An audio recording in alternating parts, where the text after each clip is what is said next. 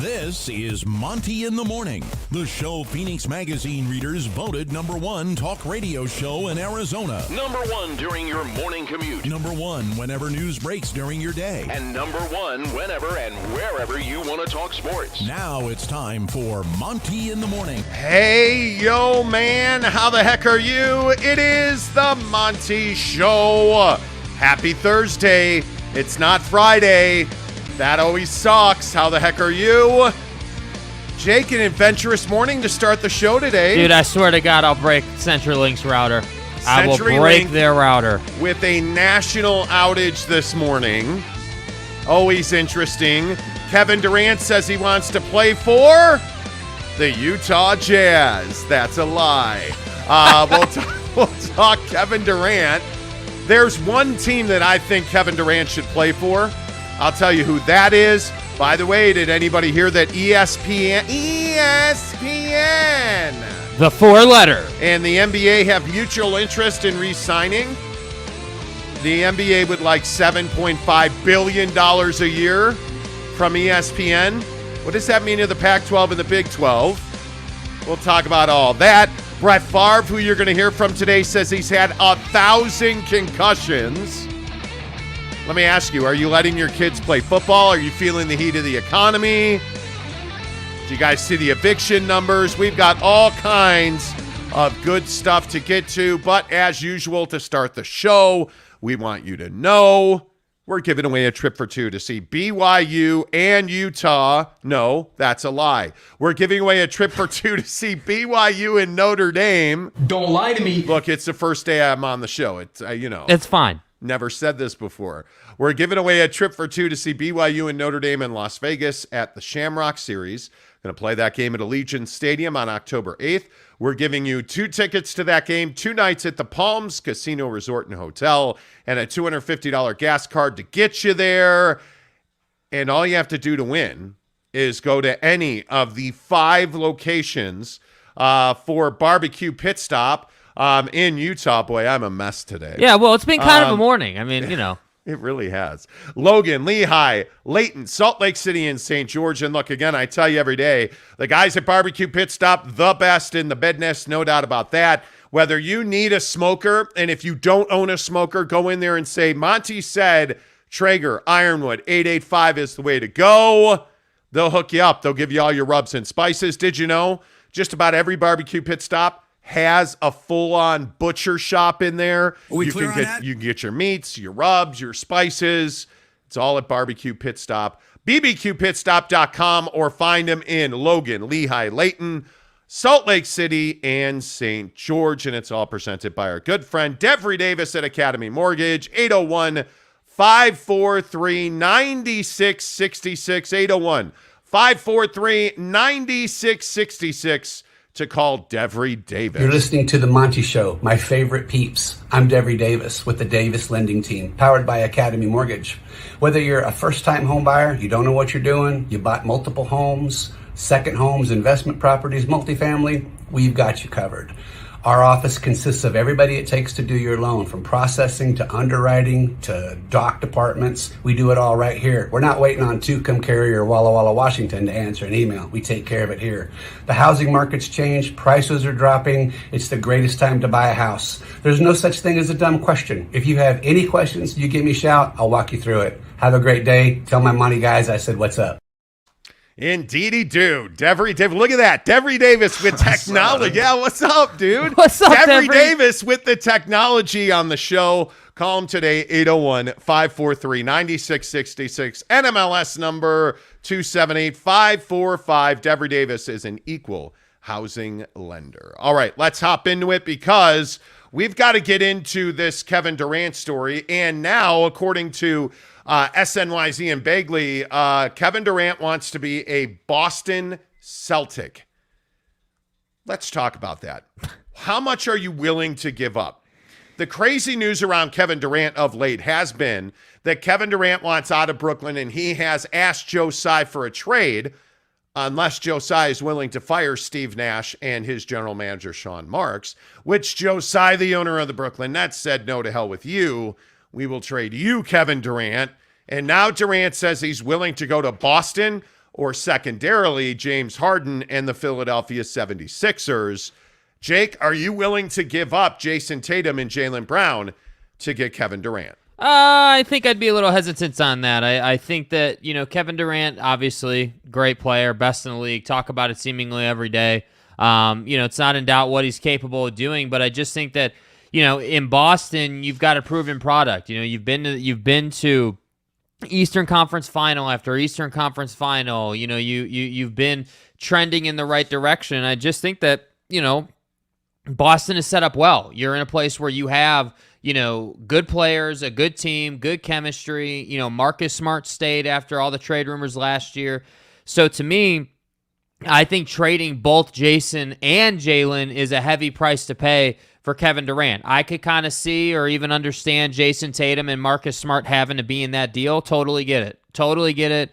Understand it. Think that's completely reasonable. But I can't see, if I'm Boston, giving up Jason Tatum and Jaylen Brown to get Kevin Durant. I think that's too much. And furthermore, what I would say is you're giving away two players who are maybe not, this is an opinion-based thing, but I don't think that Jason Tatum is in the Kevin Durant, LeBron level yet. I think he's one below that. And then Jaylen Brown is probably one below Jason Tatum. But the point is even with that being the case, these guys are still better than most of the players in the league. So when you're giving up two guys who are better than most of the players in the league to get one guy who might be the best player in the league, I just think that's I guess what I'm saying is I don't know that it's worth it, because you have two guys in Jason and Jaylen who can get their own bucket, who are clearly developing, who are clearly going to be problems in the league for a long time. And I think that's the other side of the conversation no one's talking about. If you give up your now and your future for Kevin Durant, what are you putting Kevin in a position to do? Win or bust? Win or, hey, this wasn't worth it? Win or we're pissed off that we made this trade and it didn't work out? And that's the issue, I think, whether we're talking Boston Celtics, whether we're talking 76ers, whether we're talking Utah Jazz. This was my thing the other day.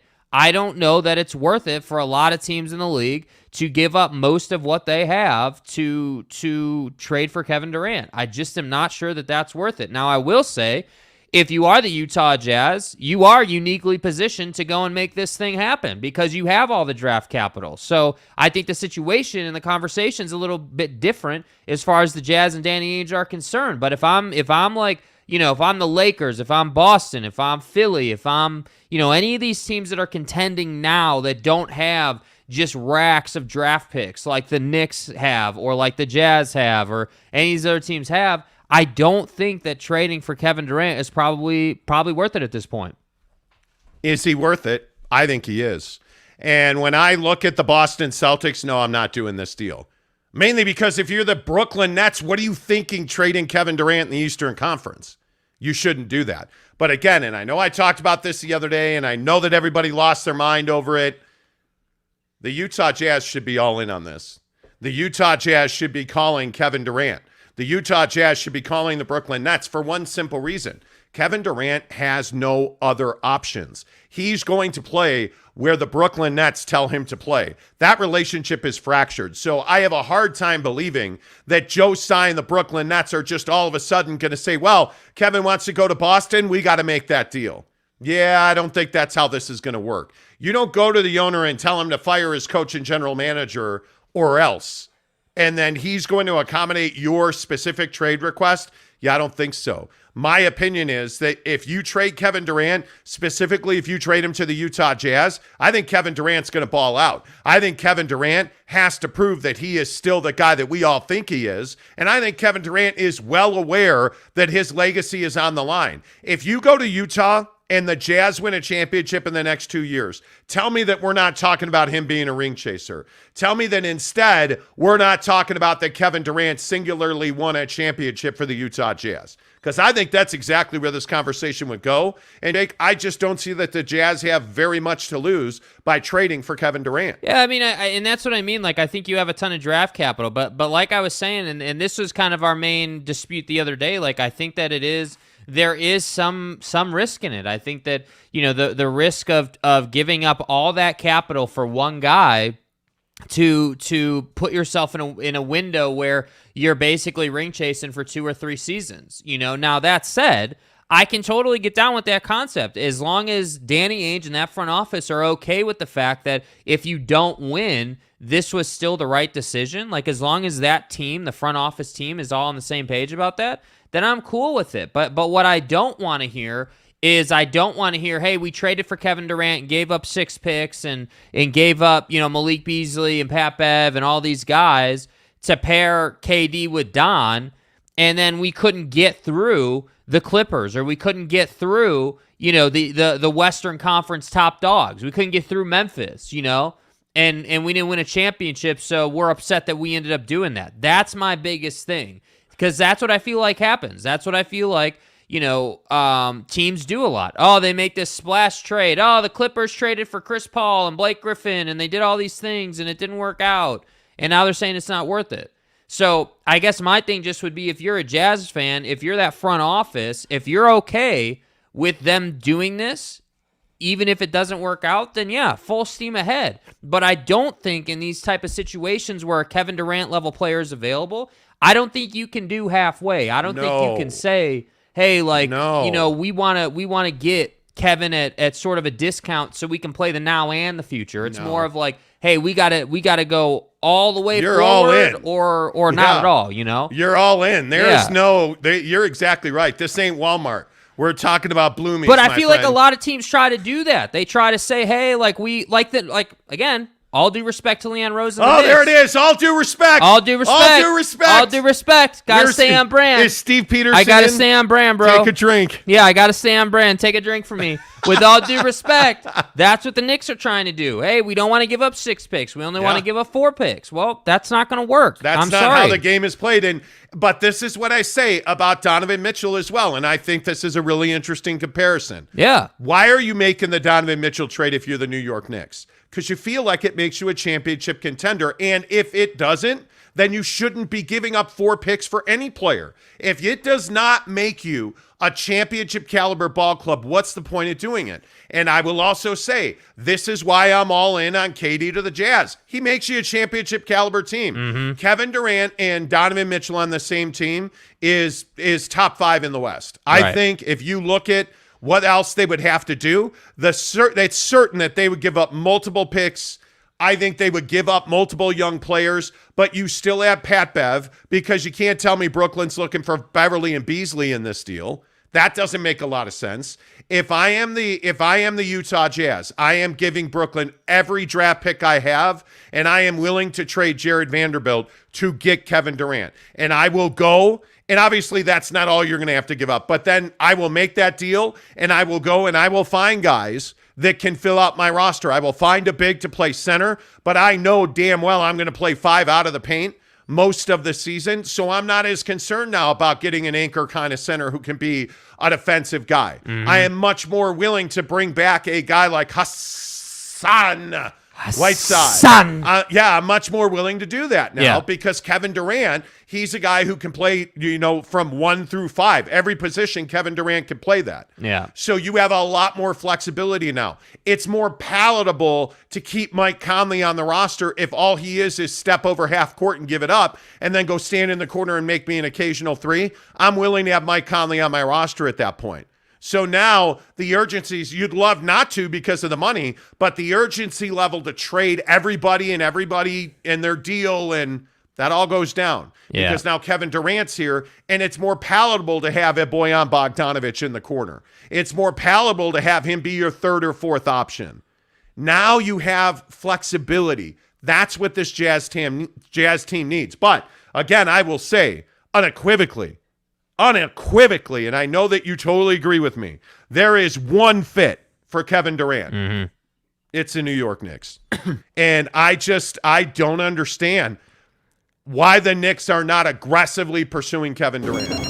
And NBA sources told us the other morning when this story broke that over 20 teams had called the Brooklyn Nets on Kevin Durant, and then the Knicks had called multiple times. If I'm Leon Rose, this is a deal that I'm willing to do. Because now, if I have Brunson and if I have RJ and if I have Julius Randle. Hold on. We can't just skip over what happened with the boys in that little pro-am action. Did you guys see that? I just want to make sure we're all on the same page that Jalen Brunson, Obi Toppin, and Julius Randle lost to some amateurs, right? And they didn't lose by 1 point on a buzzer beater, right? Nah, you bro. lost 110-97. You lost by 13 points and you got embarrassed doing it. That's a problem, bro. That's a problem. I mean, obviously the tape isn't kind, and the highlights we've seen have been cell phone. This is embarrassing.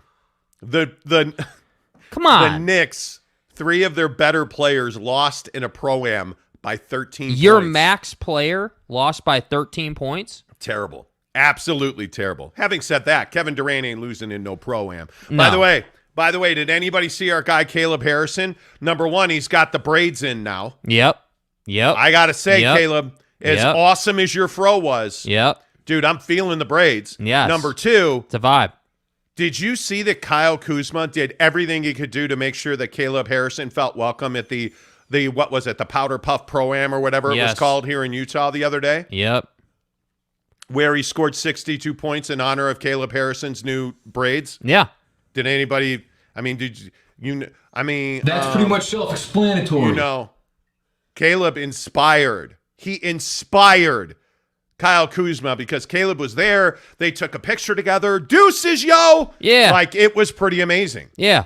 So, Caleb, I just want to say thank you from, the Beehive State, the bottom of our honey heart, man. Yes. I just want to say thank you for inspiring Kuz to such a special performance. Of course, that means the Monty Show is responsible because Caleb occasionally, like once a year, listens to the show. Right. So, Right. Obviously. Okay, let's stop being awkward. Should the Utah Jazz trade for Kevin Durant? Would you give up Jason Tatum and Jaylen Brown to get him? Let's get your thoughts on this. Kurt Myers says, good morning. Pray that all went well with your scope yesterday. Okay, so I scheduled the colonoscopy.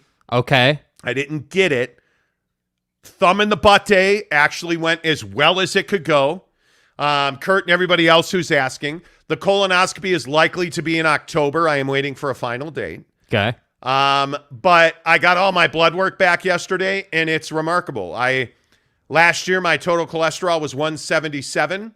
This year, it's 154. What do you bench? My bad cholesterol last year, I think, was 129. It is now 112. Do you even lift? I mean, it's pretty freaking amazing. Yeah. So I all of my cholesterol numbers are really good. My wife, it pisses my wife off. Mrs. Monty hates that I'm healthy. We're getting somewhere. Mainly because she wants my life insurance money. But other than that, like, my cholesterol numbers are really good. Like, how about you, fat ass? How are your cholesterol? They're definitely fine. I mean, they're on the higher end for someone my age, but they're not high yet. Okay, so you're 13. Right. And you have high cholesterol. Right. Is this the dagger? Not yet. I'm 49. Right. And I have perfect cholesterol. Oh, well, that's genes for you, man. Your thoughts? Yeah, that's blood. I don't know what bloodlines and genes. I don't know what my Levi's have to do with this, but it's fine. Yeah. Prismac from Poland. Prismac. My kielbasa brother. What's up? Wow. Wow. Durant to Utah for Bogdanovich, Conley, Butler, Azubuike, and 4 picks. That ain't going to quite get the job done. I'm telling you, Azubuike's a bust. The guy, not a bust. The guy's just not an NBA center. Yeah. He's not athletic enough. They're going to find out this year. I mean, he's going to get run this year. And he's coming off of surgery, too. Jermaine Royster says Durant in Utah would be funny. Yeah. It would? Yeah, it definitely would be a different look for the league, no doubt. Well, those highlighter uniforms are going to be a different look for the league, yeah. too. Pudge NYC says, salute. What's up, Pudge? Good to see you, bro. Dude? Prismac from Poland. Again. Sauerkraut. Yeah. I actually have Polish blood running through these veins that are clear on that? Not a lot of cholesterol either. Yeah, they're low cholesterol genes. Yeah, low cholesterol Polish sausage and stuff. Says, sources tell me LeBron and KD want to build a big 3 with Don in Utah and win multiple championships. Do you guys like it, Jazz fans? Here Congratulations, but that's bullshit. Yeah, LeBron and Bronny and stuff. Yeah. Yeah, that's a dream never going to happen. And the Knicks, Prismac says, and the Knicks with Lakers are going to total rebuild, tanking next season. Yeah. What do you guys make of what the Lakers are doing? Because the other story out of the NBA yesterday that I thought was so fascinating was that Kyrie Irving and the Lakers are very close to happening. Chatting with my good friend in New York country, and they're saying that the Lakers have told the Nets that they may be willing, if Joe Harris is involved in that deal, that they may be willing to include their 2 future first-round picks. If you're the Lakers and you can add Kyrie Irving and Joe Harris, and you have to do that deal. Subtract Russell Westbrook, you have to. And you got to give up 2 first-round picks. Are you doing that deal? You're doing that deal. Every day. Yes. And the reason I'm doing that deal is because the Lakers are not playing for the future, right? The Lakers are not a team that looks to the future. The Lakers are a team that is expected to contend for a championship every year. That's just how it is. Like, whether they like it or not, doesn't really matter. That is the culture in the league. And what are they lacking right now? They're lacking playmaking and shooting. That's what they're lacking. And I am no Kyrie apologist. Never have been, ain't never going to be. But I think that Kyrie Irving can make plays for you. I think that when Kyrie Irving is on the floor and playing well, there are a few players who are as dominant as him. And I just think that Kyrie wants to leave. Kyrie wants a team back up with LeBron. And frankly, the Lakers could use an insurance policy on Anthony Davis, with all due respect. And I know we always go here with Anthony Davis, but I just feel like it is the reality. Anthony Davis is an injury risk. If you do not expect Anthony Davis to get hurt this year, you're a fool. You should expect Anthony Davis to miss 20 to 30 games at least. So with that being the case, if he misses time and you have LeBron and Kyrie and Joe Harris standing in the corner, you're fine. You are fine. You can still work with that. So that's why I say I just think that that's a deal that I'm doing all day, because I'm tired of Westbrook and this whole setup. It's not good enough. When you say you're tired of it, what does that mean? I am tired of the Lakers being bad, number one. And I'm not a Laker fan, but frankly, when the Lakers are bad, it is not good for the league. You're about as anti-LeBron as anti-LeBron. Yeah, I just think that you know, again, I view these guys in 2 categories. I view basketball player LeBron and dude off the court LeBron. That's how I look at basketball players. Dude off the court LeBron. Dude off the court LeBron. Yes. What's dude off the court LeBron's free throw percentage? You know, it's ride your bike at the back of the line percentage. Anyway, point is, I'm tired of watching Westbrook do what he's done. I'm tired of it. Fix your shot, or you're not going to be a Laker. Like, that's how I feel like it has to be. You know, that's the expectation you play with in Los Angeles, you know? And again, not to hate on the Oklahoma City Thunder, but Russell Westbrook could do whatever he wanted as a Thunder because he was the best player they had. That doesn't work in Los Angeles. It doesn't work in Washington, it works in Washington. It works in OKC. Yeah, it's not going to work, and it's not going to work in Houston. It's not going to work the way it worked in Houston. Yeah, you know. So I think, and I want to be careful with this as well, because I think Russell Westbrook is one of the most difficult players to diagnose. Is that the right ways to say that? Because I think Russell Westbrook is a guy that is going to come back and he is going to have an unbelievable season. I think that he's a guy, in my opinion, that has a lot left to give in this league. And I know he's been putrid, frankly, with the LA Lakers, but I think that Russell Westbrook is going to wind up somewhere on a prove-it year. And I know I say that about a lot of guys, but if you look at Kyrie Irving, Kevin Durant, James Harden, you look at Russell Westbrook, I think these guys are all on prove-it years. Yeah. I think Anthony Davis is playing for his career right now. Yeah. I think when you look at what's going on around this league, Jake, I think there's a lot of guys that bring a lot of value. I think Donovan Mitchell's on a prove-it year. And I think one of the things that's so fascinating, and I think one of the questions right now is, we bandy about the latest Kevin Durant rumors here on the show. One of the things I find so interesting is that I think Donovan Mitchell is going to be here. I think every day that this deal doesn't get done, and I still maintain the Knicks and the Jazz are the only deal that gets done for Donovan Mitchell, because I just don't see another team in the league that can offer what the Knicks can offer. I think Donovan Mitchell's coming to training camp with the Jazz. I mean, I have heard nothing that would change that opinion in the last, I don't know, probably the last 3, 4, 5 days. Yeah.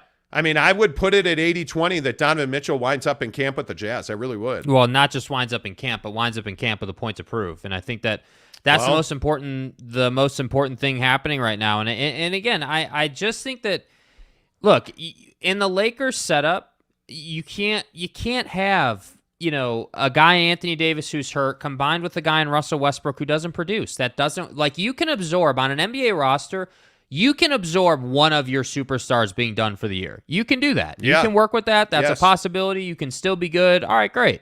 But when LeBron is his age and not able to really do what he used to be able to do, when Anthony Davis gets hurt and Westbrook can't make anything, that's a problem, bro. And that's why I say, screw the first-round picks. Send them out. Get Kyrie Irving, get Joe Harris, and go out and do you. Screw man, for the Lakers, yes. That's Jake's Twitter handle on the screen right there. Yes. Screw the first-round picks. Yes, dude. What are they doing? I'm being serious. What are they doing for you? What are the first-round picks doing for you? Well, not much right now, I guess. I mean, you're not and to your point, I don't know. I think when first-round picks, they grow on trees.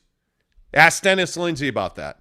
I mean, I think the best organizations in the NBA, Jason Tatum and Jaylen Brown, Steph Curry, certainly. But what is the difference? Again, you is the point. You have better organizations. That you had Danny Ainge drafting those guys. But my point Bob is, Myers drafting those guys. My point is those teams were willing to be bad to get those picks. The Lakers aren't willing to be bad. Yeah. That's not how Lakerland works. It never has been. And that's why I say, honestly, screw the picks. Send them out. Get more talent. Mitigate the Russell Westbrook problem. Mitigate Anthony Davis's injury bug. Yep. This hour of the show is brought to you by Barbecue Pit Stop. Make sure you find one of their 5 locations across the great state of Utah in Lehigh, Layton, Logan, Murray, Salt Lake City, and St. George. BBQPitstop.com. Tell them you heard about it on the Montys show. When you go in there, make sure you fill out the slip.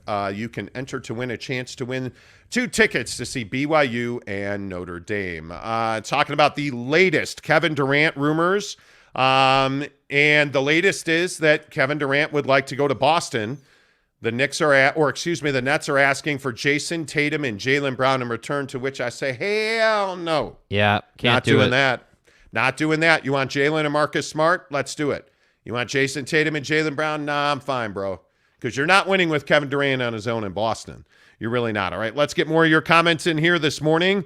Good Lord, my man. There is a Spanish Elaine Vignal. Yeah. I don't know what language that is, but he left us this long foreign language, Okay, cool. Comment. That's not a problem. We are big. Great. We are big in the foreign language. Is it literally in another language? It is. Oh, yes, okay. I believe it's in Spanish. Jerry Fitz says Kyrie wanted it in his contract that he would only have to play 60 regular season games. He is a nut. I don't know. Was that in his I don't know. thing? JP Shanahan says you're Polish. Yeah, I have a little bit of Polish blood in me. I am Italian and Irish with a little bit of Polish in me. Yeah. Kielbasa for everybody. Yeah. He also wants to know how old you are, Jake. Jake is 23. I'm 28. 3. Okay. Same thing. Same. 238.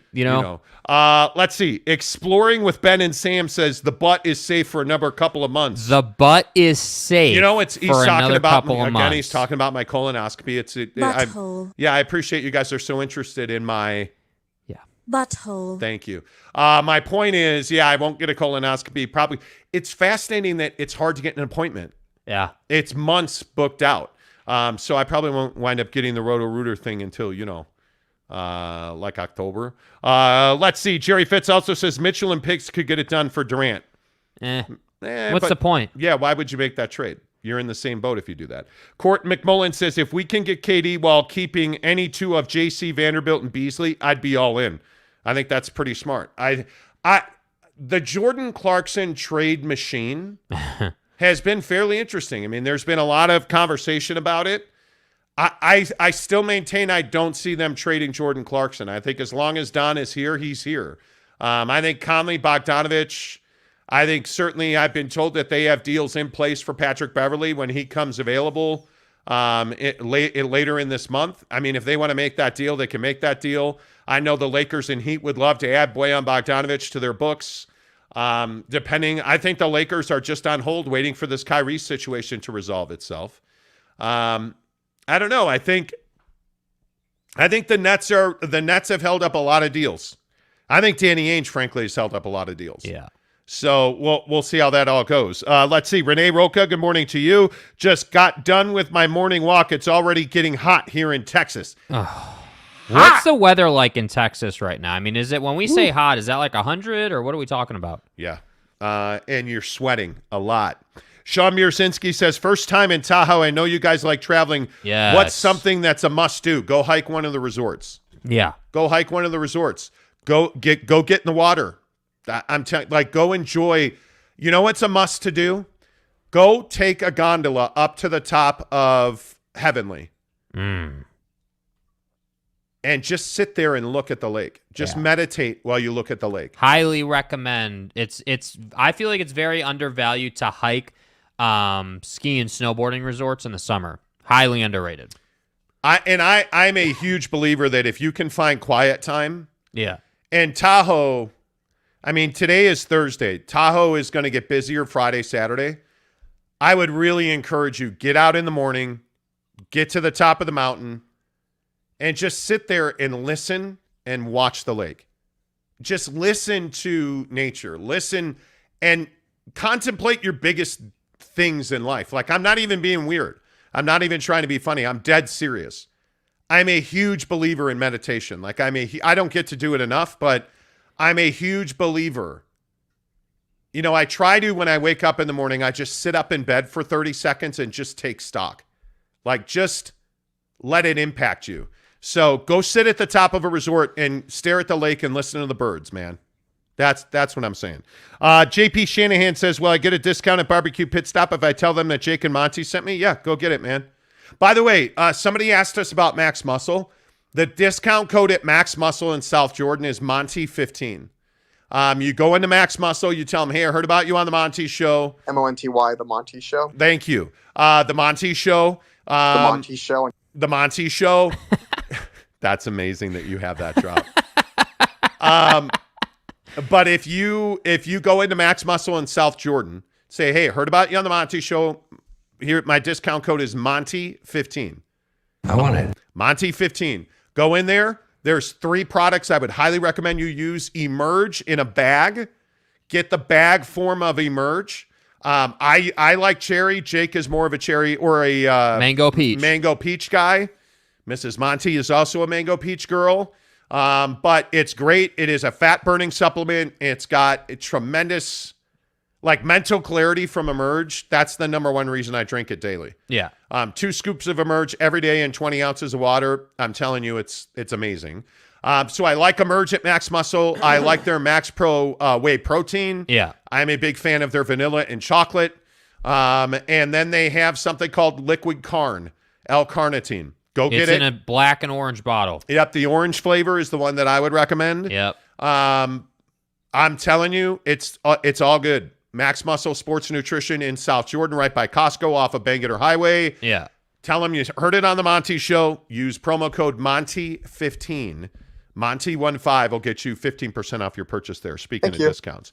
You're welcome.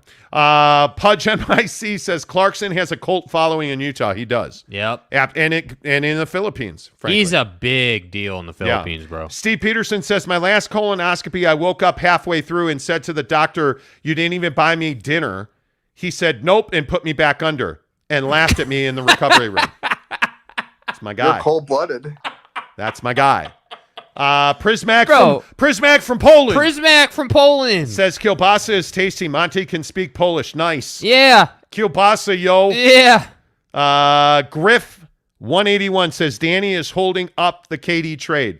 Nets want to see what the Jazz get for Spider. I just don't think there's a Donovan Mitchell trade coming. Yeah, it's time for the Nets to blink. We're running out of time here before camp gets started. Well, and I think that's a big part of it. And if I'm Boston, I would never give up Jason Tatum and Jaylen Brown together. But if I'm the Nets, I'm asking for it. That's what I'm saying. Like, the Nets are not in no position to leverage other teams. Like, you're not in a position to leverage other teams. And if they're if I'm Joe Tsai and I'm that front office, like, I'm calling around the league, or taking calls, I guess, because they are getting inundated with calls. I'm trying to find out who the fool in the league is going to be that's going to give up their best players to get Kevin Durant. Somebody will, and you got to find that team. Somebody will. That's your job. Find no that doubt team. about it. Jesus Christ destroys Marxism. Good morning. Long time no see you, JC. No way I believe Danny likes Beverley and definitely will keep him. We need a dog like Pat. Well, God bless. I think it just has to make sense for you to keep Pat. I mean, my feeling is they trade Patrick Beverley at their first chance. That's my guess. I think Donovan Mitchell and Patrick Beverley would be very dynamic together. Mm-hmm. But I think there's redundancy in Conley and Patrick Beverley, and I think the Jazz are having trouble trading Mike Conley's deal. Yeah. I think they have.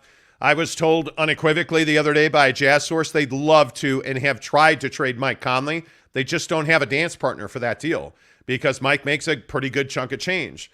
And I think his value is 40 games a year. You can't count on him to play more than half the season. So I know that last year, a year ago at this time, Dallas was absolutely in on Mike Conley. Mm-hmm. I don't know that that's the case now. I don't know that the Lakers are still hot to trot to get Mike Conley at the number they'd have to pay to get him. I think it doesn't work under their salary cap. And I think Jeannie Buss, the owner of the Lakers right now, is not so willing to pay the luxury tax when you suck out loud. Yeah. So I think it's a matter of getting this Westbrook deal done. If you can add Kyrie and Joe Harris for Westbrook and 2 first-round picks, I think you do that.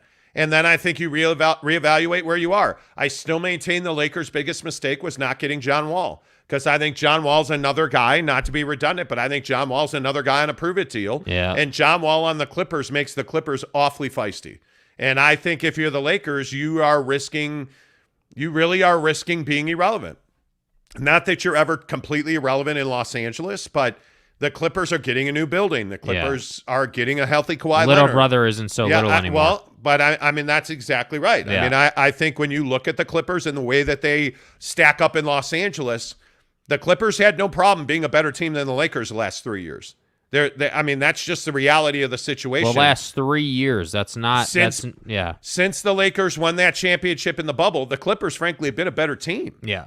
And I just think it's better management. I look at some of the moves that Rob Pelinka's made, and you have to really question what the thought process was. And the fact that they have no assets, they have no cap space, they are going to have to give up all of their future first-round picks, essentially. I mean, you're just in a position where you have very few choices. And you are in a spot where now you are married to a guy like Kyrie Irving, who you're going to get on a 1-year deal and could likely walk away, and you're left empty-handed. Now, you would have that cap space, obviously, but, I mean, the Lakers are not in a great position. Yeah. They are not in a great position. Let's see. Prismac from Poland. Yeah. Prismac, busy today. Says, Monty and Jake had a good workout at the gym the last few days. They think they're more athletic than KD. Come on now. Come on now. Come on now.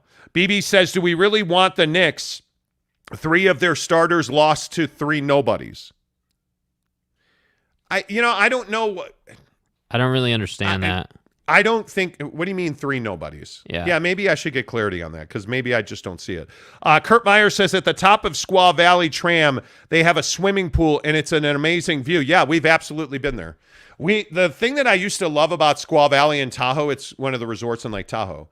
The thing I used to love about Squaw and Tahoe is you can snowboard from the very tippy top all the way to the bottom of that resort. Ride the tram all the way back up to the top and do it again. Loved Squaw Valley. Yeah. It's a ski resort, frankly. But I love Squaw. I'm in Tahoe. I'm a North Star guy. Very plain and simply put. North Star and Heavenly are both Vail resorts, but I'm a huge North Star guy. Yeah. That's my resort. Axe Handle, when it's not moguled, is amazing. I mean, if you're in Tahoe right now today, go hiking. Go hiking all the way to the top and go look at the lake. Yeah. And let your God speak to you because it will happen.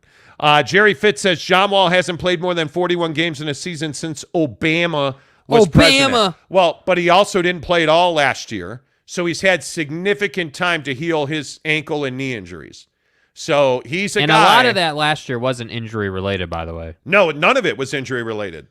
He and the Rockets agreed for the betterment of the Rockets' young players, he wasn't going to play. They were going to try and trade him. And while they didn't trade him, that they would enjoy the fact that he was a mentor for them. So that's exactly what you got out of him. And I think he did a really good job by all accounts. Yeah. He was a pro's pro. Yeah. While not playing, he was coaching that young team. And John Wall's a different player than he was when he was with the Wizards. I mean, there's no doubt about it. He's been injury prone, though. Jerry, you're exactly right. No doubt. I mean, the guy has had significant and not minor injuries, mind you. I mean, him and Kevin Durant. Kevin Durant is a guy that has to play 70 games this year. You need to know that Kevin Durant can be trusted to play. I mean, you've got him for, 4 more years, I guess? Something like that. Fully under contract for 3-4 more years. He's got to be able to play 70 games. And you can say a lot of things about LeBron James. That cat plays games. Yeah. He plays a lot of games. Yeah. So I think that's, significant. If you're just tuning into the show, we are talking about the latest Kevin Durant rumors as SNY's Ime Beverley reported yesterday that Kevin Durant wants to go to the Boston Celtics, who, by the way, their head coach is Ime Udoka. Where was he previously? Well, Ime Udoka was an assistant under Steve Nash with the Brooklyn Nets and Kevin Durant. Yeah. So there is a relationship in place there, which makes sense. Yep. But I think I don't think. I know I'm not giving up Jaylen Brown and Jason Tatum together. Mm-hmm. I'm not doing that. Yeah. That doesn't make a lot of sense. One of the other things I want to talk about is this ESPN deal with the NBA. And I wonder your thoughts on this, because I actually think there's a kind of a deep conversation here. The NBA rights deal is coming up for renewal with ESPN. Currently, and Jake, correct me if I'm wrong, they're paying $1.3 billion or $3 billion a year. And it's the average annual is like 2.5 or so, and it was agreed upon 10 years ago in 2013. It didn't kick in until 2015, 2016. So when you put that over like 8 years, you're like 2.7-ish a year currently. But the NBA now wants $7.5 billion a year from ESPN. Yeah. Now, you may think that sounds crazy, but ESPN and ABC are getting huge ratings. They're getting 3 million viewers plus on an ABC game, and they're getting 1.5 million viewers on an ESPN game. Those are big numbers if you are ESPN. But here's an interesting question. How popular do you feel like the NBA is right now? Because I think it's never been more popular.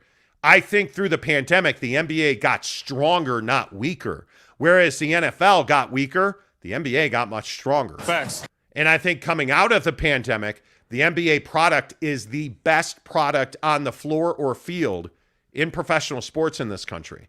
And I think the NBA has never been more popular. So, Jake, if I'm ESPN, I'm paying that price. Yeah, and this is kind of what we were getting into yesterday on the show when we were talking about the fact that ESPN didn't pay for Big Ten rights, and we were kind of talking about the fact that, hey, like they don't just have gobs of extra money sitting around. They have enough money to do what they want to do as far as paying for the NBA and paying for this and paying for that. But you have to remember that they have it all lined out. They know, hey, the NBA is going to be looking for $7 billion a year, which is a steep raise. Now, I'm not saying it's unjustified. It is justified. You have the viewership. You have the numbers.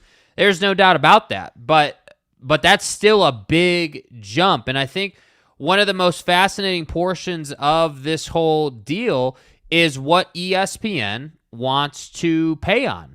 ESPN wants the price of this deal to be hinged on shareholder value, meaning that, hey, and I took it, and again, this is just how I read it. There isn't a clear definition of it yet about exactly what they meant, but I took it to mean that ESPN wants a deal where, hey, okay, so this year your shareholder price is $5 as an example. Okay, well, we're going to pay a revenue or a TV deal based on a $5 shareholder price this year. Let's say next year that shareholder price goes down to $3. Okay, great.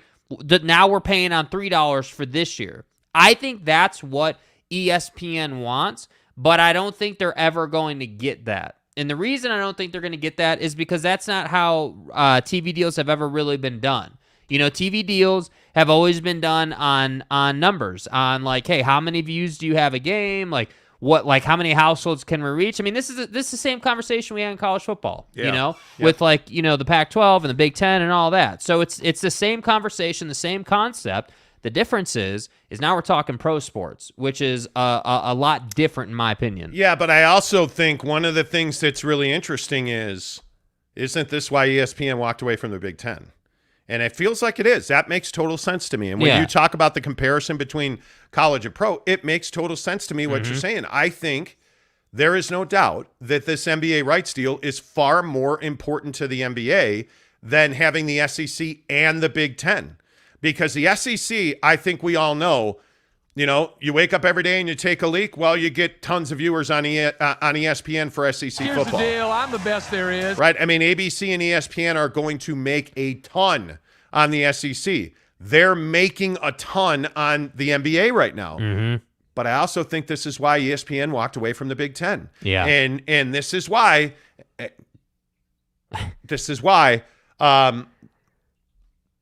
with all due respect, take a drink, Steve. At the end of the day. But this is why you have ESPN, I think, not so hot to trot to overpay for the Big 12 and to overpay for the Pac-10. I think this is a huge problem, in fact, for the Pac-10. And everybody was like, oh, savior. Nah. Not so much. So you better check yourself. ESPN, if nothing else, are savvy business people. Mm-hmm. And Disney and ABC and ESPN know how to make a buck. And they know that overpaying for rights fees has historically been a massive financial hit for them. I don't think you're going to see them do that. And I think with the advent of the ESPN app and ESPN Plus, and I think you are going to be lucky to break mid-30s on a rights deal if you are the Pac-12. I just, without Southern California, and if they add UCLA back or if they get San Diego State, my opinion will change. But right now, if I had to guess, I think you're probably $30 million a year per school in the Pac-10. Well, and I think the other thing at play here is who's the dominant viewer right now. And this is something I think doesn't get talked about Absolutely. a lot. The dominant viewer is the millennial generation right now. Now, obviously, that's going to shift to Gen Z. Of course, that's going to happen. But right now, it's millennials. And I think, one point when we were talking about this last night, getting ready to talk about today on the show, one thing that really struck me is I don't know. I don't know ESPN without the NBA. What does that mean? Like I don't know the NBA on any other product. Mainly, I mean, obviously TNT, right? But mainly the NBA being on ESPN. Like I don't know Christmas Day without ESPN NBA games. You don't remember. I wasn't around. You don't ever remember the NBA being on CBS. You don't ever remember.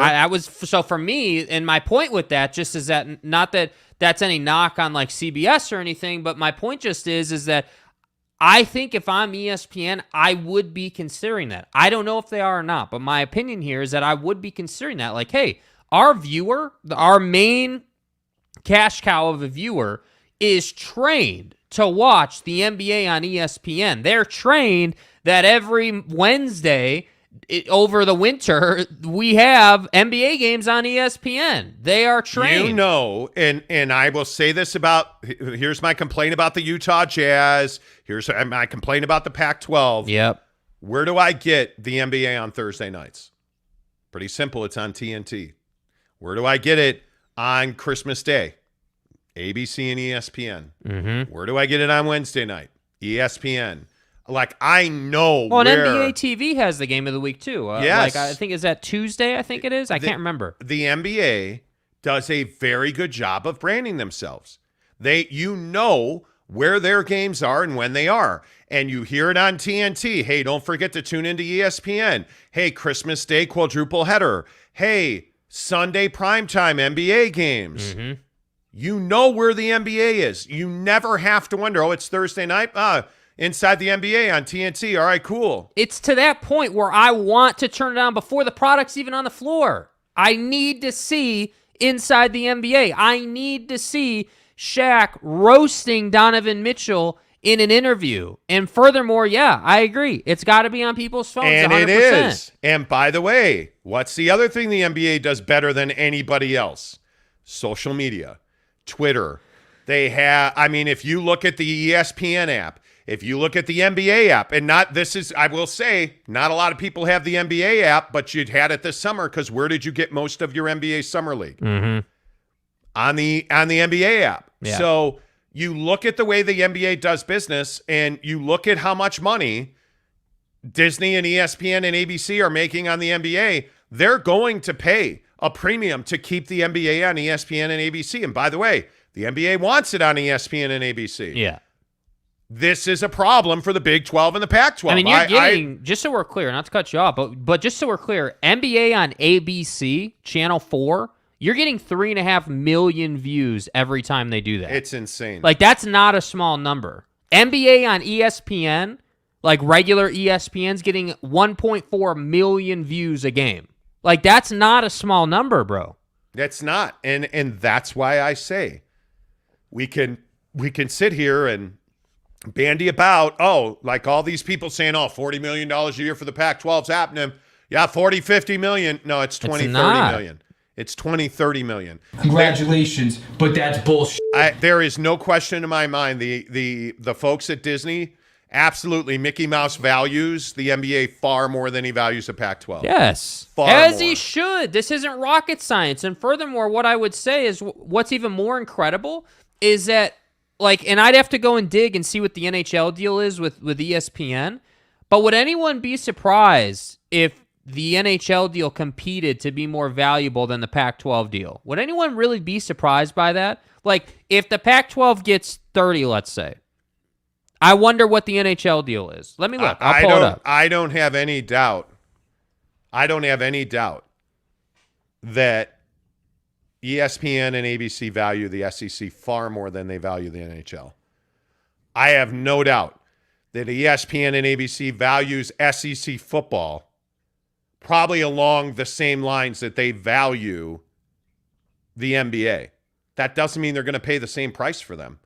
It doesn't mean that ESPN and ABC doesn't value Pac-12 football and Big 12 football. Mm-hmm. But this is a business. And in my mind, there is no doubt that ESPN and ABC are not going to overpay for the Pac-12 and the Big 12. I still maintain what I said the other day. This is not good news that ESPN walked away from the Big 10. It's not. Everybody got their boner up and was like, oh, wow, this means they're all in on the Pac-12. No, it doesn't. This means they're all in on the NBA. This means they're all in on making sure that the cash cow keeps giving them the milk. And that's not the Pac-12. It's not. If we're being honest, when you do not have, and this is what I keep saying to my Pac-12 brethren, you don't have any presence in California south of Berkeley. Mm-hmm. That's a problem, bro. Like when you look at the NBA, the NBA is far more valuable. The NBA makes them far more money. Oh, but Monty, Pac-12 After Dark, it's 1 million viewers. And the NBA is far more than that. Yeah. The NBA, how many viewers per week does the NBA bring to ESPN? It's got to be an incredible amount. 10 to 15 million per week. Yeah. Easy. Yeah. And that's not even considering the NBA today. That's not even considering all of the repurposed content that goes into the ESPN app, all the repurposed content that goes into ESPN.com. Like, do you understand the behemoth that NBA content is across platforms at ESPN? I mean, it's gigantic. And by the way, the cross promotions with ESPN, ABC, the Disney amusement parks, the Disney brands, Disney Plus, like the cross promotions, do you think it's an accident that LeBron's doing cartoon movies? No, it's not. By the way, it pisses everybody off, but do you think it's an accident that ESPN, ABC, and Disney do business on the Pacific Rim and the NBA is massive there? The reach in Europe for basketball, do you think they push Luka Doncic as much as they push Luka Doncic because he doesn't make them money? The global revenue machine that the NBA is dwarfs anything that the Pac-12 is. The Pac-12 is dead. I keep telling you that. ESPN is paying $400 million a season for the NHL package. $1 billion for a 7-year package. For 7 years. Dude. $1 billion. Like, not a NHL season. games. So, just for some context Good Lord. NHL seasons get about, NHL games on ESPN on national broadcast get about 800,000 views.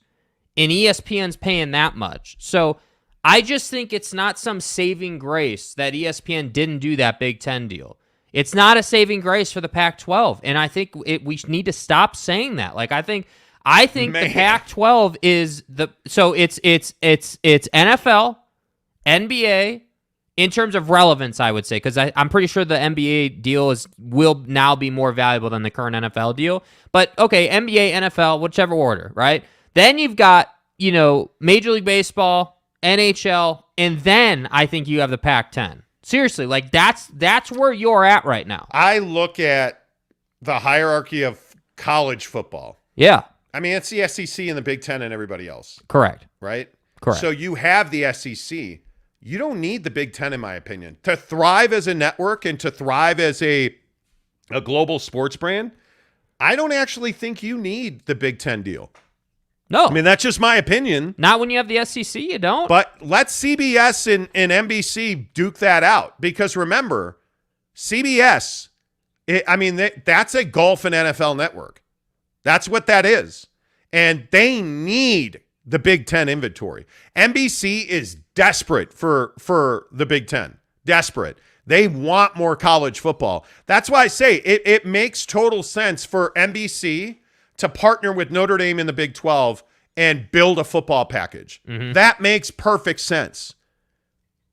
And it makes not perfect sense for anybody to go all in on the Pac-12.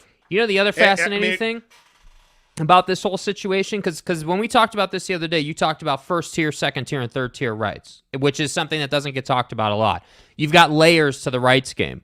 The funny thing about the NHL deal, which I think is just fascinating, is that ESPN is not in agreement with the NHL to televise all their games. ESPN's only televising like 25 games a year. That's it. And they paid that price for those games. NBC Sports Network televises all the other games. But TNT's got games. TNT's got games. But my point is what ESPN is doing, and this is what I want people to understand. ESPN is prioritizing getting the marquee content on their networks, meaning, hey, we want one night a week to be hockey night on ESPN, and those matchups are going to be big time matchups. And what we're going to do is, we're going to put that on ESPN, but more importantly, what we're going to do is we're going to reach all these other fans via the ESPN app that NBC has no opportunity to do because NBC doesn't have a viable option of an app yet. Yeah. All right, let's get your comments in here. Kurt Meyer says, we're in a recession, and when money tightens up, people cut the fluff, and cable subscriptions are the first on the chopping block. See, I actually think this is why you have to do Dish, in my opinion. Like here in Salt Lake City, we all know that you have no idea where to get the Jazz games. Mm-hmm. I go to the NBA League Pass. Yeah, but how many people? Seriously, how many people are willing to pay extra for the League Pass? That's an interesting question. I think it's a fascinating question. I think in this market, a lot of people are willing. Yeah, I don't know. I could be wrong, but I would tell you a lot of people are willing because you don't know where to get Jazz games. Yeah, and whether I don't know how many people pirate Utah Jazz basketball on TV. I would guess it's a certain percentage, probably not a big percentage, but it's ridiculous. It's at that level though. But this is why I say all those years when I called my guys at the Dish Pros, I don't know why you wouldn't call the Dish Pros today and be like, hey, I want to get Dish or I want to get DirecTV. I'd probably be in on Dish, but that's just me. I'm a DirecTV customer through and through. But DirecTV's losing the NFL Sunday ticket. If that's of consequence to you, there you go. I know this isn't a huge NFL market, but I would tell you that League Pass, NBA League Pass is worth every penny you pay for it. Mm-hmm. I just think it is. So, Kurt, I actually think there's a lot of people who will stream the NBA League Pass. I don't think there's any doubt about that. Steve Peterson says, dude, Disney's revenue is way up yesterday in quarterly calls, plus they're raising their rates on their streaming services. They are, as they should be. I'm not saying that everybody should be premium price tiering their streaming services right now. Because if you look at the way that Disney Plus has exploded, I'm telling you, there is no reason that you are not subscribed. And I know a lot of people don't like ESPN for whatever reason. Why are you not an ESPN Plus subscriber? I don't understand this. I honestly and truly, if you are any kind of sports fan and you do not subscribe to ESPN Plus, you're missing so much content. That's the level that ESPN has gone to. They have made it so that the ESPN app and ESPN Plus are a must-have on your phone. Mm-hmm. ESPN was so late to the streaming game, and now they own the streaming game in sports. Who does it better? Nobody does it better. Nobody. And I'm telling you, if you're not subscribing to ESPN Plus, you're missing out. Yeah. BB says NBA TV deal, like we're in the news on that. I guess even TV does not want to see the Jazz in thoughts New Jerseys. In those New Jerseys? Yeah, BB. Listen. Well, that's the issue. And I'm not trying to make this a Jazz thing, but I'm just asking Ryan Smith, why haven't we got a new TV deal? Why haven't we gotten new rights deals? Why haven't we seen that you're making inside the Utah Jazz? Mm-hmm. I don't understand it. I truly do not understand it. I was talking to a guy at the Jazz on, what is today, Tuesday, and he was saying they do not full-time 365 employ a team videographer. How? They do not have a full media production department on staff full-time. How? Dude, how? I don't know. And frankly, they have always contracted that out, and it's shocking to me. They have guys at every event, but those guys are not full-time employees. And I will again, in this, I know yesterday I got railed on DM. My guy Calvin, who is a master's candidate and who is going through it at the University of Utah. He is a legacy student at Utah. And Calvin, I love you, dude, and I love our conversations. Calvin and I have had – Calvin was that guy who used to curse me out on DM about Rudy Gobert. And we when we were breaking the news that Rudy Gobert was going to be traded, Calvin was pissed. As I don't blame him. And he called me. He used to call me. He used to DM me on Twitter and be like, "You're a liar. Why are you lying? You're making it up. Don't have any sources." The Rudy Gobert trade happened, and he DM'd me a long apology. I mean, long. Right. And ever since then, him and I have communicated pretty regularly. He got into me again yesterday about the Utes. And he's like, I'm 4 generations, and my brothers, and my dad, and me, and I'm just going on and on about how I have, disrespected the Utes, and that may be true, but here are the facts. BYU kicks your ass in anything content creation. BYU, and tell me I'm wrong. If you're likes to fight Ute guy, if you're likes to fight Jazz guy, tell me I'm wrong. Nobody in this town, in the state of Utah, creates content the way that BYU does. Tell me I'm wrong. Tell me that somebody does it better than BYU TV does it. BYU Sports Nation does it. BYU on Sirius XM does it. BYU Radio. BYU Radio. On Sunday and every other day of the week. BYU Radio does it better than anybody else here. BYU TV does it better than anybody else here. You ever have to wonder where to get BYU games? Nope. Do you ever have to wonder where to get BYU training camp news, fall camp news? Do you ever have to wonder? Where do you watch the Utes on a regular basis? I don't know. Are all their games on TV locally? No, they're not. So I'm just sitting here saying, and my point in all of this is, how? If you're the Utah Jazz, how does BYU do it better than you? It's incredible. How? I don't get it. We're in the locker room with BYU. We're in training camp with BYU. We're in game day prep with BYU. We're in the weight room, bro. We're on the road with the equipment people at BYU. Bro. You're an NBA team and you don't do any of this. And that's why I say, I don't think that Ryan's done a bad job, but I'm okay saying I don't think he's done a great job yet. I don't think that it's been an unequivocal win yet, and I don't think he's got to do much to get some wins under his belt as far, I think the Rudy Gobert trade was a win. I wish I could say the jersey thing was a win, but it clearly was not. I wish I could say that this offseason's been a win, but I think outside of that trade, there's really not much right now, that's the tough part. Yeah, I don't disagree with that. You guys are funny. Let's get some Oh, my God. Let's see. Cody Strickland says the Monty show does it better. Monty, the Monty show? Yes, it does. Thank you. I appreciate that. Eric in Raleigh wants to know a very simple question. Why does Ryan Smith hate the Utah Jazz? Your thoughts, he says. Well, Eric in Raleigh says that tax exemption goes really far. It's incredible. Let's see. Two-Face Big Dread says KD got that dog in him. The cowardly dog, Brandon Kingram. okay. I don't disagree with you. I think I'm hesitating to say it out loud. Is Kevin Durant scared? Of what? Losing. Is Kevin Durant scared? Like, if you think about this, the great Matt Nahagian, the program director at 95.7 The Game in San Francisco, tweeted something the other day. Kevin Durant has 2 rings. Mm-hmm. Shouldn't he have 4? Mm-hmm. Kevin Durant has lost a hell of a lot more than he's won lately. Yeah, but how's that worked out for LeBron? But I'm not talking about LeBron. Right. I'm talking about Kevin Durant. Is Kevin Durant scared that his legacy is gone and he can't get it back? Because that's the only thing that explains what the hell he's doing in Brooklyn. Because I truly, sitting here today, I still cannot fully understand why Kevin Durant is doing what he's doing. How do you go to the owner of that team?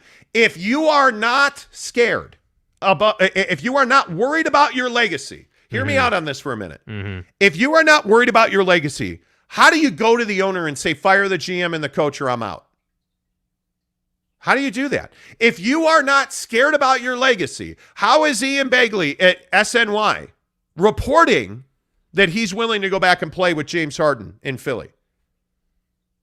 How does this add up if you're Kevin Durant? It adds up if you're scared, if you are concerned, if you are worried that you have lost control of your legacy and you will likely never get that back. Because that's the only thing that makes 2 + 2 = 4 to me. So let me get this right. So we're saying that he wants to go back and play with James because he feels like he messed up his legacy when James was in net. No, I think that Kevin Durant thought it would be easy. Uh-huh. I think Kevin Durant thought, hey, I'm going to go to Brooklyn. Kyrie's going to come with me. Right. We're kicking everybody's ass. We're going through the East to get to the finals. And then Kyrie couldn't play. Mm-hmm. And the whole thing with the shot in the arm that we can't talk about because of YouTube. Mm-hmm. The torn Achilles rehab, the knee injury, the foot injury, I've been immunized. The this and that, the positive, the this. Mm-hmm. James Harden's fat. Like all this stuff. Right. And now all of a sudden, here you are, 4 years later? 3 years later since he won a championship? Yeah, in Golden State. And all of a sudden, you are not anywhere near even the playoffs at this moment. You are nowhere near where Steph, Dre, and Clay are. Are you worried that you should have stayed in Golden State and that you'll never get back? Because I think that's where Kevin Durant's at. And you know what, Two-Face Big Dreads? I actually don't disagree with you. I think Kevin Durant is playing scared. I think he's scared. And look at Top Junkie. Repeat question. What if Joe Tsai receives a trade package for KD similar to the package Ainge is asking for Donovan Mitchell? This would greatly reduce DM's market value. Tsai just screwed Ainge and the Jazz. I don't disagree with that. If Kevin Durant, and this is why I say, Knicks fans, the Knicks are the perfect fit. If you don't get Donovan Mitchell and you trade for Kevin Durant, for the same price, you're in a much better place. Let's say that you get 4 picks, you get Quentin Grimes, you get Emmanuel Quickly, and you take a Cam Reddish. And you wind up with Kevin Durant, Jalen Brunson, Julius Randle, Mitchell Robinson, Evan Fournier. Now you're 7 deep right there, right? You're 7 deep. Julius Randle, he's probably an improvement window in his career. You want to talk about playing for your life. Dude, it's definitely. Playing for your life, right? And by the way, the Knicks aren't even done at that point. They still have flexibility to go and make a deal. Yeah. Yeah, I mean, I don't know that I'm ready to say that Kevin is playing scared. I do think that Kevin Durant is very much a mental player who has very thin skin on Twitter and is, yes, worried about his legacy. Sure, absolutely. Scared, I'm not ready to use that word. And I will say this.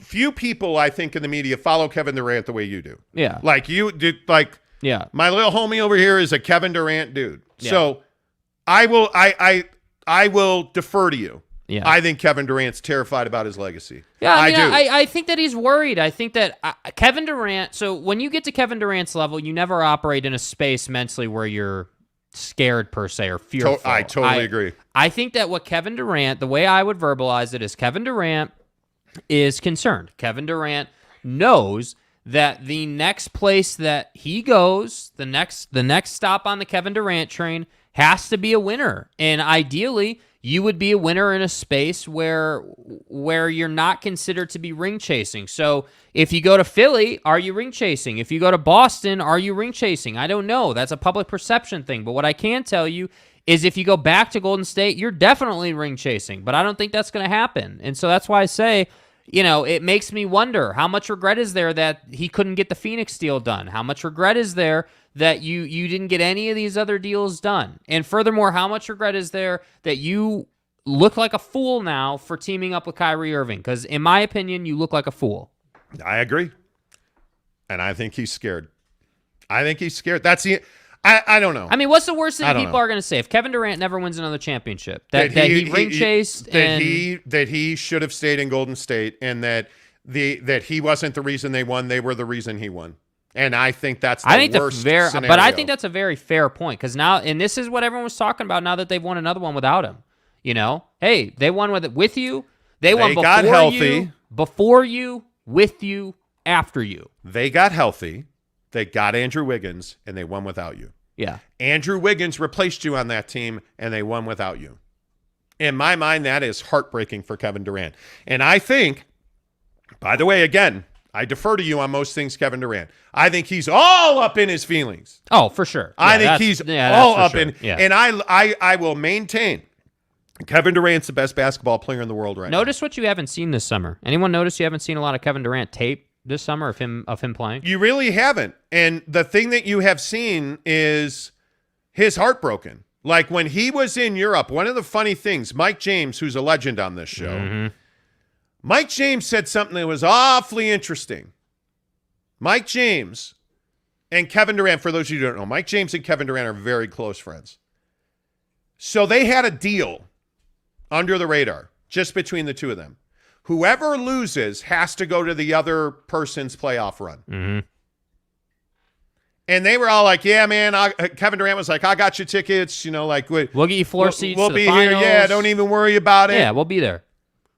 And then when they traded James Harden, I believe, Kevin Durant and Mike James had a different conversation. Mm-hmm. Mike James was like, yeah, we'll take care of you. I got you tickets. Come on over. Well, the issue was... Which is crazy. Here's the issue, though. It's crazy. But... this is what speaks to what you're saying about Kevin Durant. Initially, you can go and find the Mike James video. It's kind of a fascinating watch. It's like 90 seconds. But the fascinating thing is initially when all this stuff with the Nets went down, Kevin Durant said he wasn't going to go to Mike James's game. Yes, he did. He said, I'm not going. And then he regressed and he said, okay, I'll be there. And that's why Kevin went.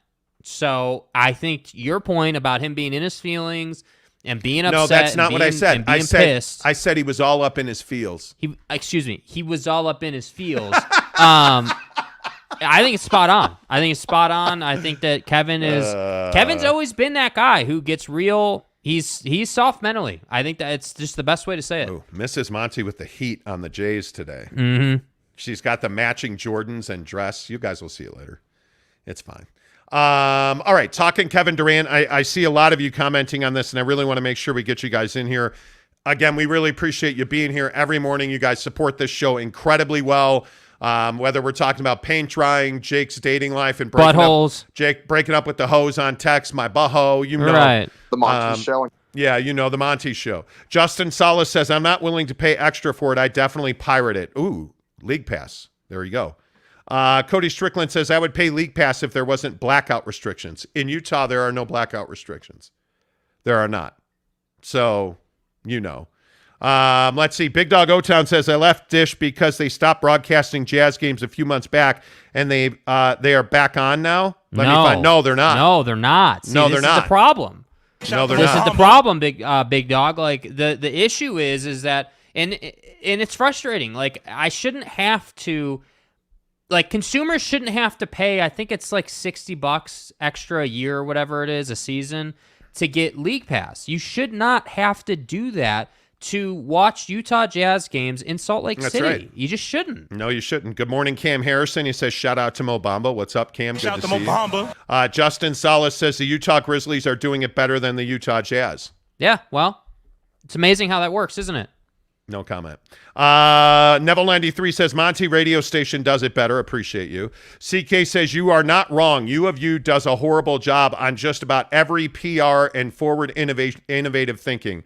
I am a Ute fan, but BYU outdoes Utah on every level in promotion and fan engagement. What I want, and I want to be really clear, I am not an advocate for saying that any program or any sports team should make money on the struggle of life that was the Utah program last year. But my point is that if we had someone last year that was with the team, with a camera, that could bring us inside those moments, living minute to minute with the team. Do you know how connected the program at Utah would be with this community if we had that kind of access? And that's what I think the point is. It has nothing to do, yes, you'd make money on it, but the money isn't really the point. And when you're doing stuff like inside the Utes or whatever, like the point is the connection. But let me ask you this about, like, because I think Utah's a very good example of this. And I think Tom Homo's a very good example of this in the opposite way. Yeah. Is Utah too old? You have a like you have the state a 60 or like the University of Utah football program in specific. Yeah. You have a 60-plus-year-old head coach. Mm-hmm. You have a program that's never really embraced publicity. Mm-hmm. You have a head coach who routinely shuts out the media. But is a legend. Who's a really good coach, but doesn't want anything to do with the media. I think one of the things that Kyle Whittingham struggles with is how much is too much. Mm-hmm. How much access is too much access? Oh, they know that one of my players farted while they were running sprints. Okay, that's it. Shut down. Media. Practice is closed forever. Like, that's where we are. Because you don't get any access. You see almost nothing. Yeah. But then you go down, you go down the 15. TDS! Team down south. Little brother. And you got a program that's got a younger, hipper coaching staff. Well, I think it has a younger, hipper culture. That's the word I would use. Their culture... It's way younger. It's way more energetic. It's way hipper. In the athletic department, Provo is a different neck of the woods. Yeah. I think we all recognize that. Yeah. That athletic department is forward-thinking and innovative. Tom Homo is forward-thinking and innovative. And I think it's a huge problem for Utah. I really do. I think it's a huge problem. And I want to be really clear, too, because I know we get a lot of people say, oh, well, you guys just hate Utah. You guys are haters, whatever.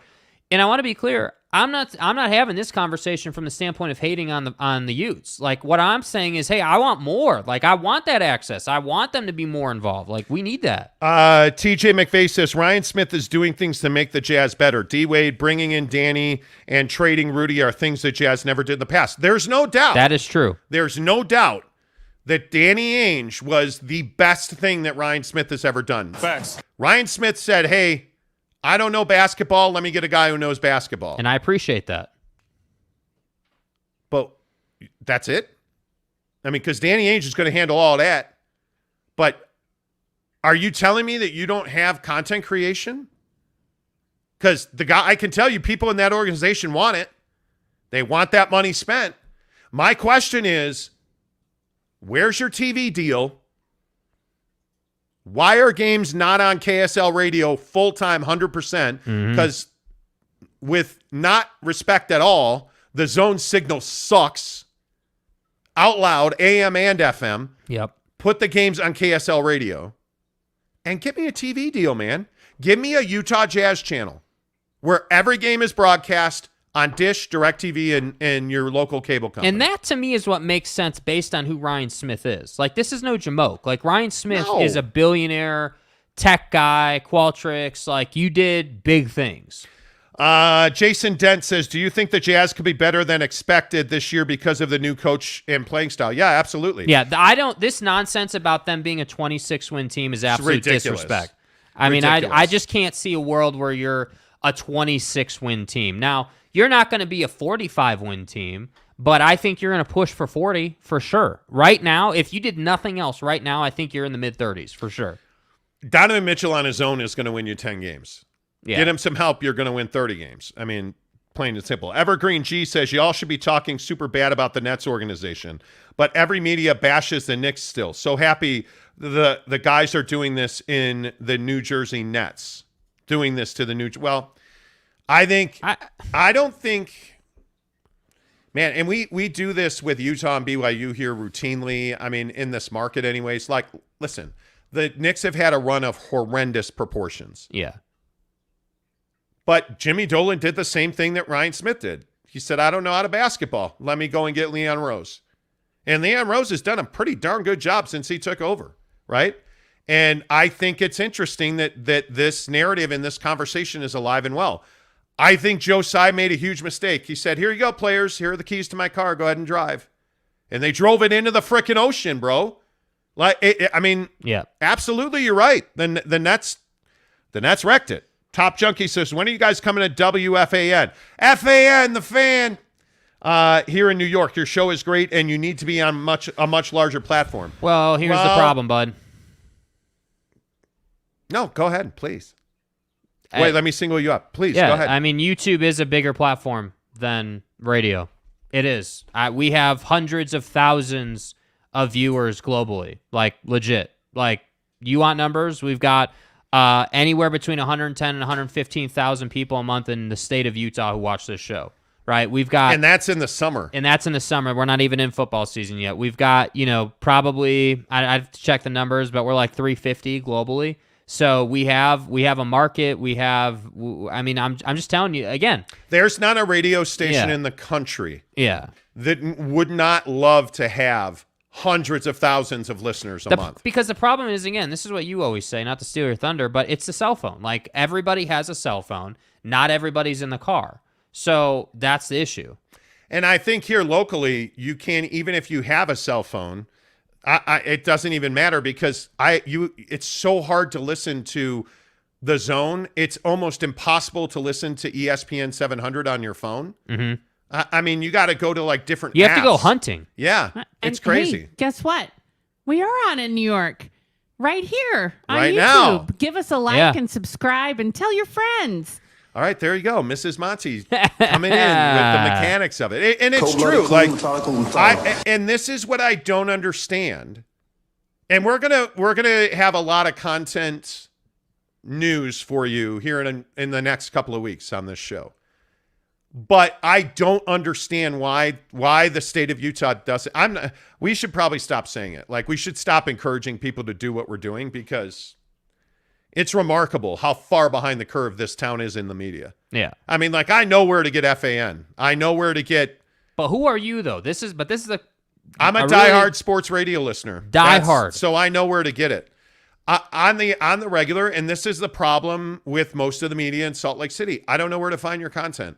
Like the Tribune puts everything behind a paywall. The Deseret News, those are nice feature writers you have. But I think the paywall thing is really interesting. Not even just like not to talk about the Tribune, but like just generally speaking, the paywall concept is really interesting to me because in my opinion, it's the lazy way out. You're doing a paywall because you don't want to spend the time and resources to create content that people will come and watch so you can make your money off the views. Yeah.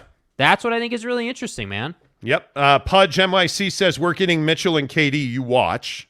I would love nothing more than that, man. Kurt Meyer says the one thing that haunts Karl Malone the most is that he never got the ring in Utah or LA. That's true. Facts. Eric and Raleigh totally agree. Top Junkie, we need the Monty Network. Well. Yeah, I don't know about all that.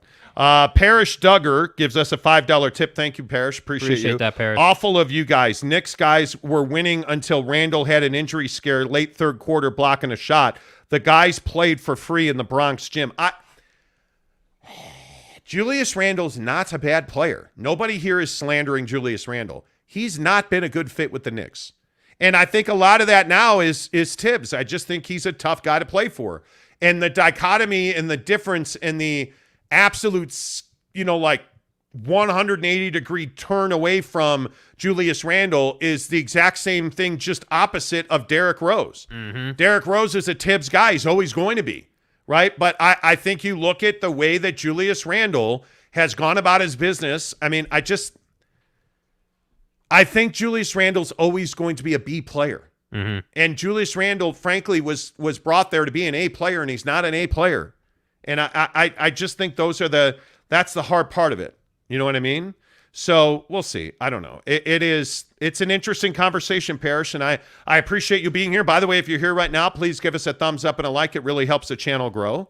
Let's see. Evergreen G says, right, Big Oso, these guys bugging. Big Oso says, as a Knicks fan, I don't want KD on the Knicks. Well, what do you want? I need to understand that. Yeah, what do you want? I need to understand that. What do you want? I don't know what you want. I don't know what you want. I really don't. Evergreen G says absolutely not. Salaries don't match with that package. Well, you're always going to make salaries match. You're going to put A plus B equals veteran player who makes the salaries work. You're going to come up with a refinement, but there is a core package that makes a Kevin Durant to the Knicks trade plausible. Yeah. There's no doubt about that. There's absolutely no doubt about that. Top Junkie says, Eric, I'm listening to the Monty show instead of Boomer and Geo. That says volumes about these guys. Oh, I appreciate I am flattered by that. Thank you. I really am. Rhett Smith says, Kevin is great, but he hasn't won without Clay, Steph, and Dre. Bron went back after his time with Wade and Bosh and won. I think he has an improvement year. Well, Kobe and Shaq are the exact same thing. Kobe and Shaq both won without each other afterward. They needed to. They had to. Well, and Steph did this proving thing. I mean, let's not forget conversations during the season. Everyone was saying, I mean, even you were saying that, hey, like, I don't know that Steph can get it done, like, on his own, if you will, or, like, without that huge superstar next to him. And I think that what was it, Game 5 in Boston, I think it was? Game 4 in Boston, where Steph has this huge game and carries them. Yeah. Like, I mean, I feel like that kind of cemented Steph as an all-time great, even after breaking the all-time three-point record. Yeah, I totally agree. Two-Face Big Dread says KD blamed Westbrook for shooting bad. It wasn't just Westbrook. Go check the stats. He's bad also. I think 30%. Well, that whole situation. How is OKC still ringless when they had Westbrook, KD, and Harden? Different time. Man. Different time. That's crazy, man. That's crazy. Doogie says, why? Why is KD the greatest basketball player in the world? He's a versatile scorer. That's literally it. No. Kevin Durant has the mentality that you're desperate for. Kevin Durant wants to rip your jugular out of your neck to make sure he wins. Kevin Durant can score at every level. Kevin Durant, when he is plugged in and engaged, is a better than average defender. Yeah. And Kevin Durant just has it. That thing you can't describe. You can't put your finger on it or describe it. You can't, it's not tangible, but you can feel it. Yeah. He's it. Yeah. I mean, the guy is savage. And Doogie, I disagree. He says Kevin Durant's so overrated. I disagree. James Knight says, I get the feeling the bromance between Jake and KD is over. Not at all.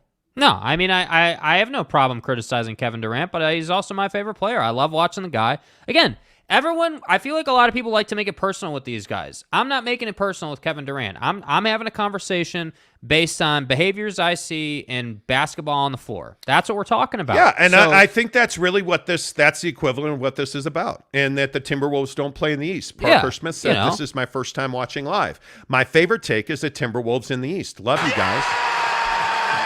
I mean, I am an industry expert on the Timberwolves. 1 5-second slip of the tongue that you are never going to get over. 3 weeks ago. Longer than that now.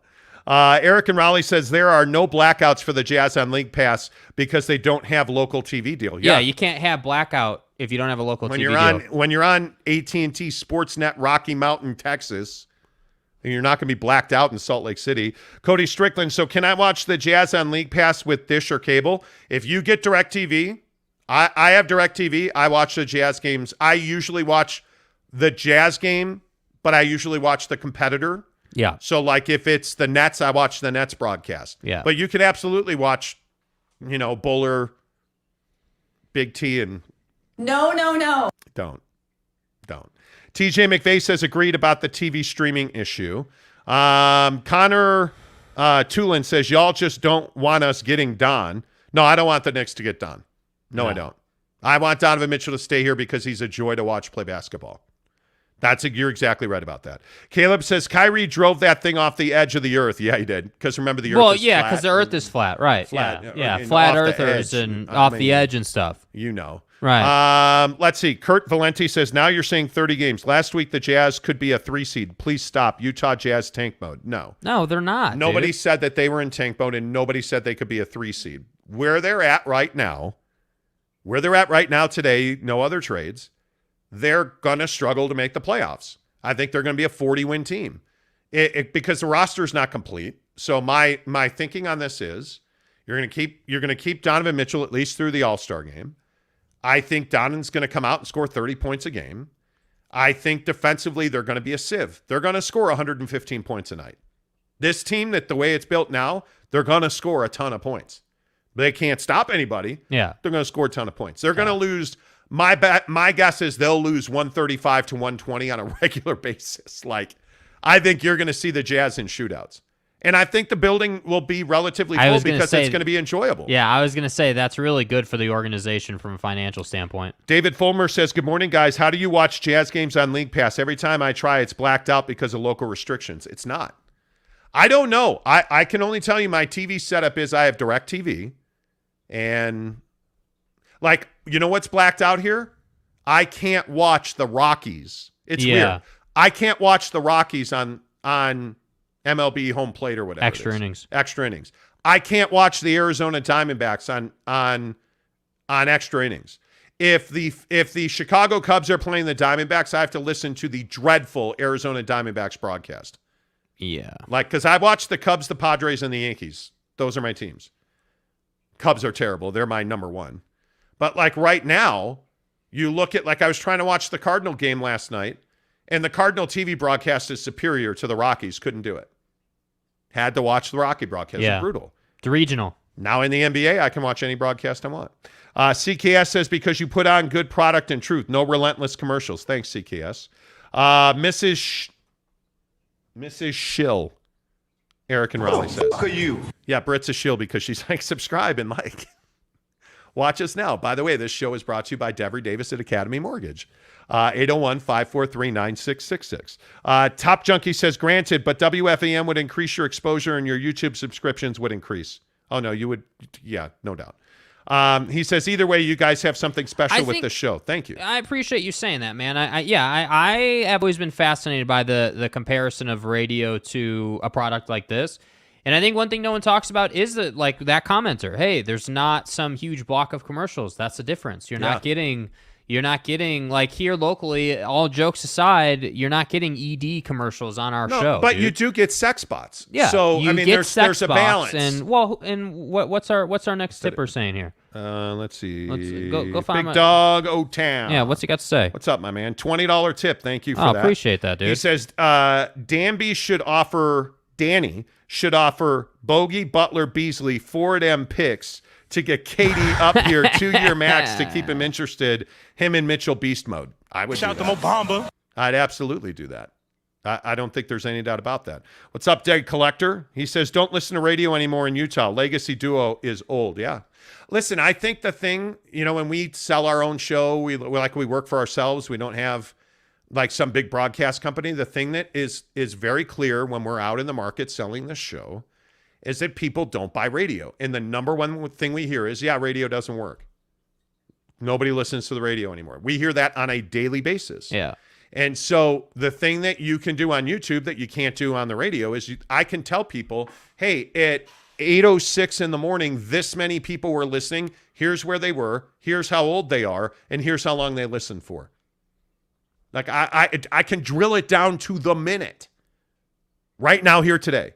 Because YouTube is a Google product. And the radio can't. It's not. The problem with the radio is, in Utah, specifically, WFAN is a beast. I listen to WFAN. Yeah.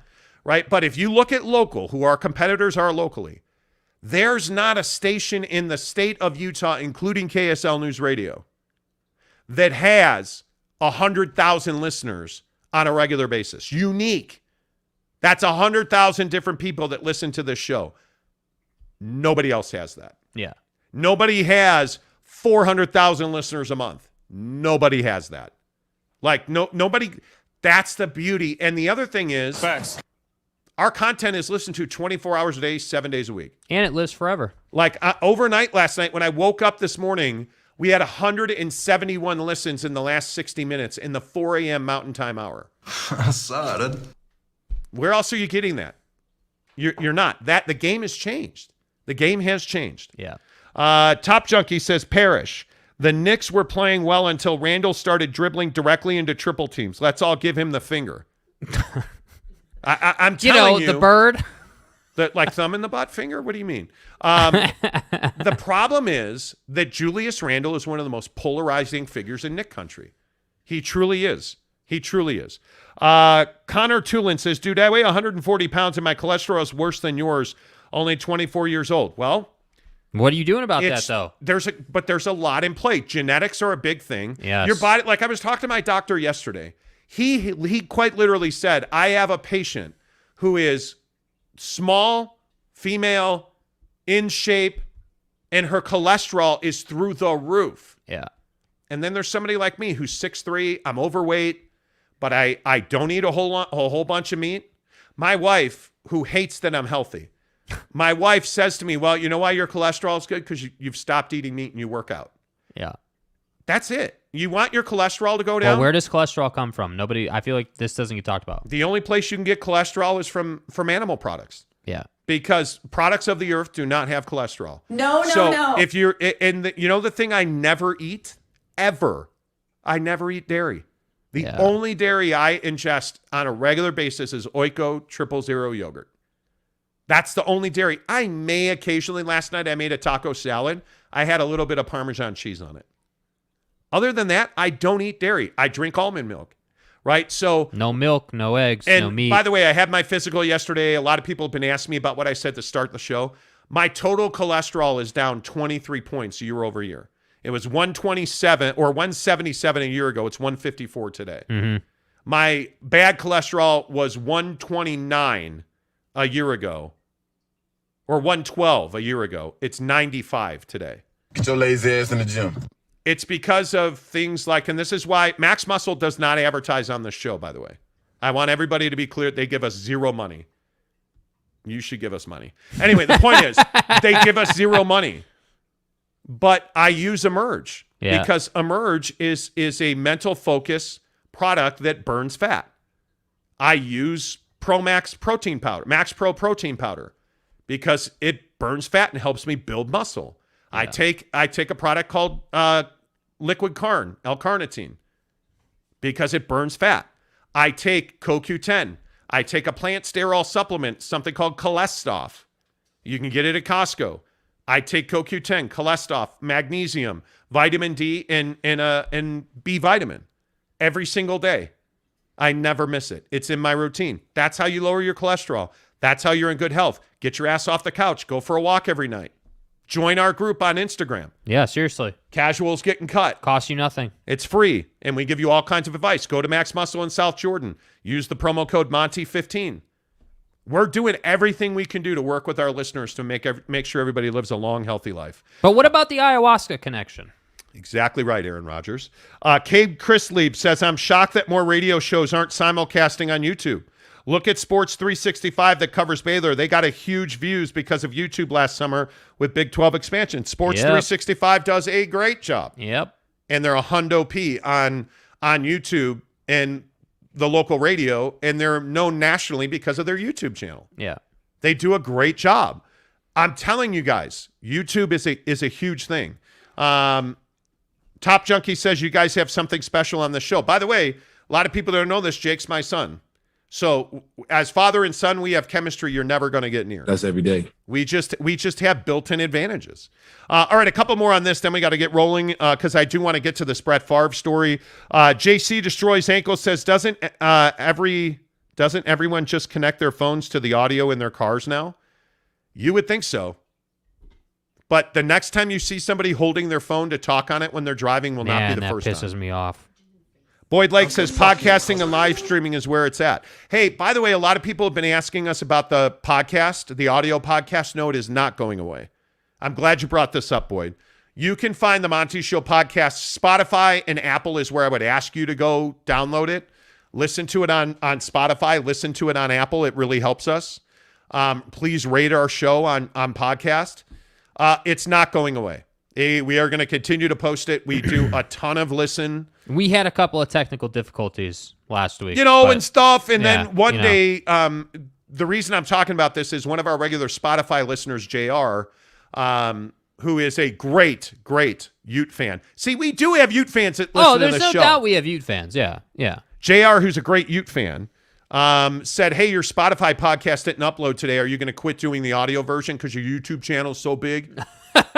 And he is, by the way, I'm glad we brought this up now. JR is a UPS driver. Uh-huh. And he listens to our podcast on Spotify while he's delivering packages. Please respect your UPS drivers. It is a hard job.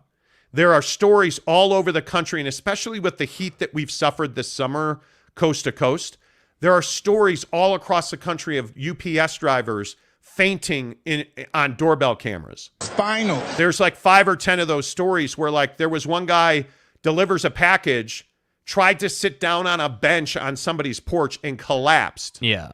The UPS driver called 911 and then called their local UPS number. And the hub manager actually went out and found that guy. And he was fine. But if that person hadn't seen him on that doorbell camera, that guy probably would have died of exposure. Yeah. So please be nice to your FedEx and UPS drivers. JR, I appreciate you immensely. JR was asking me actually if he delivers in our area because he delivers in South Jordan. You do not. I actually met my UPS driver a couple of weeks ago. The FedEx guy is who pisses me off. Yeah. Because he throws packages in my alley that I run over with my car. Yeah. Anyway, that's a different story.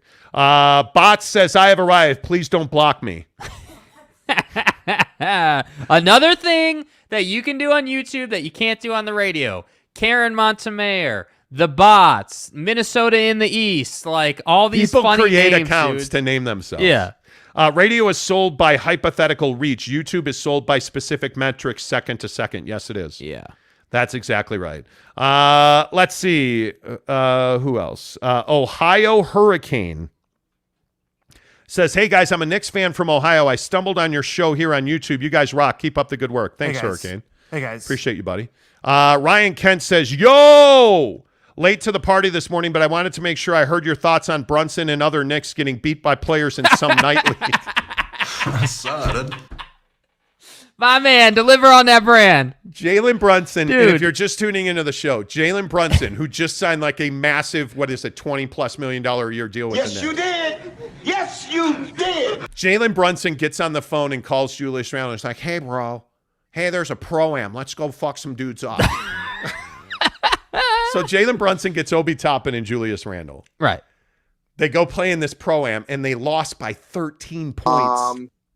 Not like, oh, buzzer beater from Calvin, the IT tech help desk guy threw up a prayer. Yeah, right? Like, no. They lost by 13 at a pro-am. You know. They got beat by a bunch of guys like us. I don't know what you do. Trade Julius Randle. It's clearly good luck, bro. It's clearly his fault. Good luck. Right? My God. David Fulmer says, if KD is worried about his legacy, why is he acting like this? The ultimatum request definitely ruins his legacy and how fans view him. Yeah, there's no doubt about that. It's not good. Caleb says, shout out to the UPS guy finding the right address on country roads without the numbers on the mailbox. Dude. See what I'm saying? Kenai Johnson, what's up, KJ? The Monty Show is one of the best shows for local sports here in Utah. The combo of father and son is what is best. Thank you. I'm for real. Appreciate that. Let's see. JC destroys ankles. Haha, destroy the bots, John Connor from Terminator style. Oh, my God. That's amazing. That's amazing. Cody Strickland says, gotta ask Jake, did your girl pay you back for the Hawaii tickets or did you just let that go? Nope. I paid for it. Yeah, no. Here's the thing. And I didn't ask for it back. Here's the thing. How do I say this kindly? Here we go. She's not going to pay back in cash. Y'all feel me? It's all about that twerk. Anyway, let's move on. Cal says, look, man, as dudes, you just understand when you're even when you're married, you pay for sex daily, bro, like you do. Oh, you want me to take out the garbage? Okay. Go take a shower, sweetie. Right? Like, no, I'm kidding. But you as guys, we pay for sex daily. I didn't pay for the Hawaii trip for better sex. I want to be clear on that. Didn't hurt, though. I want to be clear on that. I didn't pay for the Hawaii trip to get a churro while I'm there, if you know what I mean. Yeah, but she worked a little harder that night. You told her you did pay for it, didn't she, man? Hell yeah. Uh-huh. You got to turn it. Oh, Mrs. Monty, I'm sorry. What is wrong with your father? What? Am I wrong? But no, in all seriousness. I take out the trash. What you doing for me? What have you done for me lately? That's not the point. That's not the point. The point is, that kind of is the point. Okay. Hey, if you want to pay me for sex, that's fine. But I'm just saying, on the regular, guys, like the vagina is something that is weaponized by women. Listen, if you're a dude and you're not willing to pay for things, you got a problem. It just is what it is. I'm not saying that women should not pay for things. I'm not saying that. But things like Hawaii, when you're a top performer at Yelp and you're making over-the-top money and you can do something for somebody, there's no reason not to do it, man. Like, there's not. Cody Strickland says, hey, last I heard you paid and she was going to pay you back with cash. Nope, not anymore. All about that ass. Okay. So that's how it's going to be. Bro. Y'all are cold, man. Y'all are cold, bro. Cody's my guy. Steve Peterson says awkward when your dad is ripping on your sex life. Yeah, you know what I mean? Like, we're on to Cincinnati. Eric C has a very poignant question. Yeah. Hey, Jake, when's the wedding? Don't know.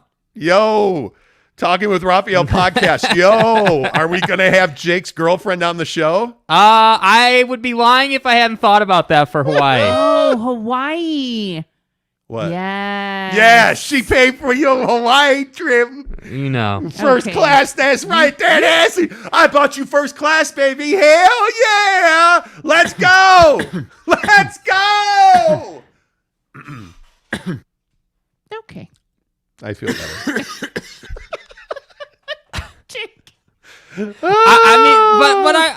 I know this is funny, like it is, but No, I just want people to know I paid for it because I wanted to take her through first class. I did it. I had the money. I didn't think twice about it. Mile High Club, yo. Bro, the portion I was pissed about is I waited a week too long, so instead of $6,500, it was 8 G's. What do you want from me? It's only money. That's just is what it is, man. Like, it's only money. Yeah, it's fine.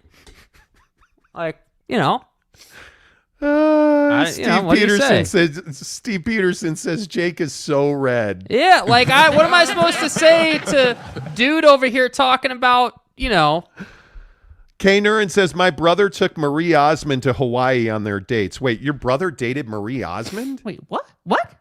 So what? Oh, do tell. Do tell. Fat Jesus, oh God. Fat Jesus said, I could have lived my whole life without seeing Monty waving his arms up in the air yelling. Hey, man, you got to get your freak on.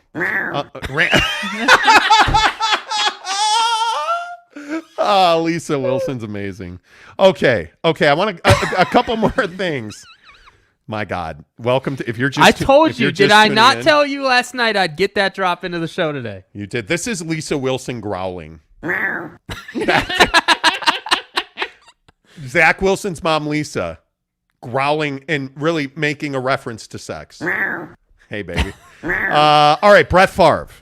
I want to play this Brett Favre video because it's terrifying. Is sports worth it? Is playing in the NFL for millions of dollars in the Hall of Fame worth it? Here's Brett Favre. If you'd asked me this 10 years ago, how many concussions I've had, I'd have said 3. The reason I would have said 3, I thought concussions were when you get knocked out, where you black out for a period of time, you don't know where you are, memory loss, dizzy. A boxer gets knocked out, he tries to get up, his legs are rubber. That's a concussion. Right. What we now know is concussions happen all the time. So like you get tackled and your head hits the turf and you see flashes of light, or ringing in your ears, but you're able to play. Or you get that stinger, that little stinger for 5 or 6 seconds. That's a concussion. So based on that, thousands had to be, because every time I hit the turf, there was ringing or stars going, flash bulbs, but I was still able to play. And that's what's kind of frightening about the concussion thing. Wow. Brett Favre on Bubba the Love Sponges show. Dude's almost crying right there. Like, we get that, right? Like, getting emotional. So I can tell you as a parent, speaking of Jake being my son, right? I never let... Bro, what was that? What is wrong with Bro, you? I drank a lot of water. What? What? Dude, it's been how long? It's been a couple of weeks since you had one of those on the show. The water baby farted. What do you wow, dude. Wow. Anyway, so as a parent, I never let Jake play football. Mainly because I was worried about concussions. Mm-hmm. And I'm just curious. You listen to Brett Favre say he's had thousands of concussions. Yeah. I mean, is this worth it? And I know we're all football fans. And I know that we're all passionate football fans. But is this worth it? No, I mean, I think the punishment... Well, so first thing would be, back in that day when he played, the playing conditions were very different than they are today. So back then, no, probably not worth it. I think now you're definitely still going to get concussions being a football player, but I don't know that we can say every quarterback gets thousands of concussions, you know? So I think it's... I think it's tough. Like, I think it also depends on where you grow up. If you grow up in Nebraska... Football's life, dude. If you grow up in the South, football's life, man. Like, that's what it is. That's the culture. But I mean, I was going to high school in California, and yes, football is big in California, obviously. Huge. But I just never, I don't know, man. I just never was like, yeah, I really want to play football. So for me, it wasn't that difficult. But you know, if your whole family played football and you're growing up in that lineage, you're probably playing football and not considering your mental health. You know? Yeah, I don't know. I don't know, man. Like, I look at this story. Like, I watched Hard Knocks last night. Mrs. Monty and I were sitting there watching Hard Knocks. And one of the storylines on the show last night was these padded helmet covers. Mm-hmm. Yep. And the players hate them. The players don't like them. But they all wear them, and they almost happily wear them. Mm-hmm. And Dan Campbell, the head coach of the Detroit Lions, was essentially saying, this is what we got to do to protect ourselves. Yeah.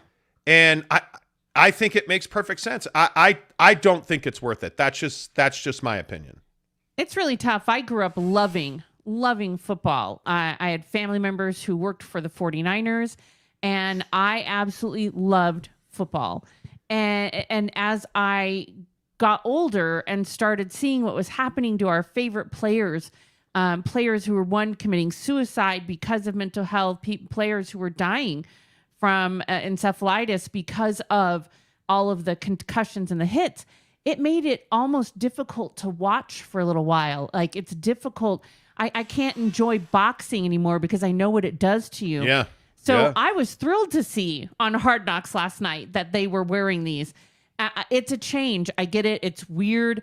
It's a little bit heavier, one of the players was saying, but I'm so thankful that there is something that we're doing when we can do it, because you only get one brain. That's really it. All these guys, like, I look at the situation with Frank Gore. I don't know how many people heard about this. Frank Gore, the Hall of Fame running back, I mean, one of the great running backs of his generation, arrested and charged with a heinous domestic violence situation with a girl. And I look at the violence and the Junior Seaus of the world. I look at the Ryan Leafs of the world. I look at Dave Duerson, Greg Hardy, Kareem Hunt, Ray Rice, Walter Payton.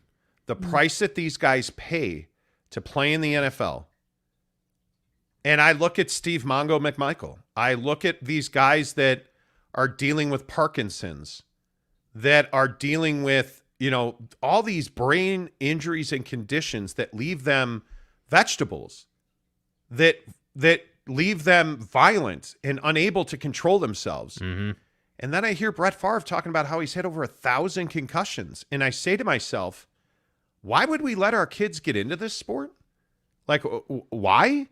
Yeah, and I think that's what's tough. We've learned so much about concussions now. It used to be, and this is what Brett was saying, is obviously you guys just saw, like, it used to be concussions were just the ones that, like, took you out of the game. Where you That's were what out we cold. thought a concussion was.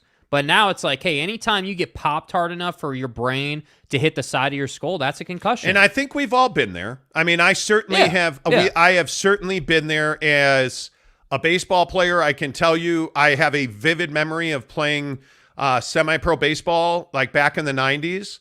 I had a collision. I was a first baseman. I had a collision at first base where I was seeing stars for like a day. Like I had a head injury. And I can tell you, we used to do a lot of stupid things like jump our bikes over, those huge construction dirt hills. I probably did that 5 times and hit my head. We used to do, how many times you fall off a skateboard or a scooter? Like a snowboard? Snowboarding. Oh my God. I've probably had 2 or 3 concussions snowboarding. Yeah. But I look at Gabe Ledley, and Gabe is a friend of mine. And so we follow each other on social media. I see his kid. He gives us a $2 tip. Thanks, Gabe. And he says flag football with a soft helmet only for little Lope. Like his son plays flag football, and he does. He wears a little padded helmet. And I don't know why, like a guy like Gabe, like 9 out of 10 of our kids are never going to get a paycheck to play sports. Mm-hmm. It's never going to happen. But they're going to pay that price. But they've got to go to college, and they've got to go to school. And these kids have to live a life beyond playing football and all this stuff. So I just don't know how, as parents, we justify allowing our kids to play football and bang their faces into each other when they can play baseball at a far lesser risk, like female soccer. Young women that play soccer in this country are far, far more susceptible to concussions because of genetics. And it just terrifies me. Yeah. And so I listen to Brett Favre, and I feel bad. My favorite quarterback of all time is a guy you may have heard of, Jim McMahon. Yeah. Who is a shell of himself. And it has been widely publicized that Jim McMahon deals with CTE and brain damage. It's brutal. Yeah. Was it worth it? Yeah. And then I don't think so. One of the tough things about it, the sport is fun. Right? It's fun to watch. It's fun to think about the strategy. The strength, the display of strength and skill is fun. But for a lot of people, that's their way to generational wealth. I may not be able to become a real estate mogul on my own, but I can use my body to pull my family out of poverty. And that's what's rough, is that we keep offering. We offer this money that is life-changing, generational life-changing, but we're going to take your brain and beat it. Well, and I think a lot of guys talk about that. It's rough. Yeah. A lot of guys talk about that. Like, hey, man, like, I know what it's doing to me, and I'm not okay with it, but, like, this is the price that I'm going to pay so that my kids can be in a better spot. And that just is, like, that's, like, that greater good type conversation that I respect. I respect it. Like, it's a heavy price to pay, though. Yep. Morning Casuals, Riley O'Brien says. Riley, What's up, how are bud? you? You're casual. Kanai Johnson. My wife won't let our son play football, and I don't disagree, just because of the injuries. So he's in baseball and basketball. Totally agree. Yeah. I'd much rather have, like, I don't have an ACL in my left knee. I'd much rather have no ACL than no brain. You can live a normal life with no ACL in your left knee. Just played basketball yesterday. Eric and Raleigh says every hit in a football game is like a car crash at 35 miles an hour. Every hit there are some people who believe that every hit in a football game causes a concussion. And I hope that's wrong. Well, I think that's what Brett Favre was saying, is that every time you get a hit where you either see little stars or you have it's that noise in your ears, ringing in your ears, anything like that. That is actually a brain injury. You have now, Yeah, boy, look at Steve Young. Kay Nurin says Steve Young had bad ones. Troy Aikman. Yeah. Think about all these quarterbacks, man. It's terrifying. Growing up in Houston, TJ McVeigh says in the late 80s, early 90s, and being 6'4", 260, there was no question I was playing football. No one cared about the stingers and the blackouts.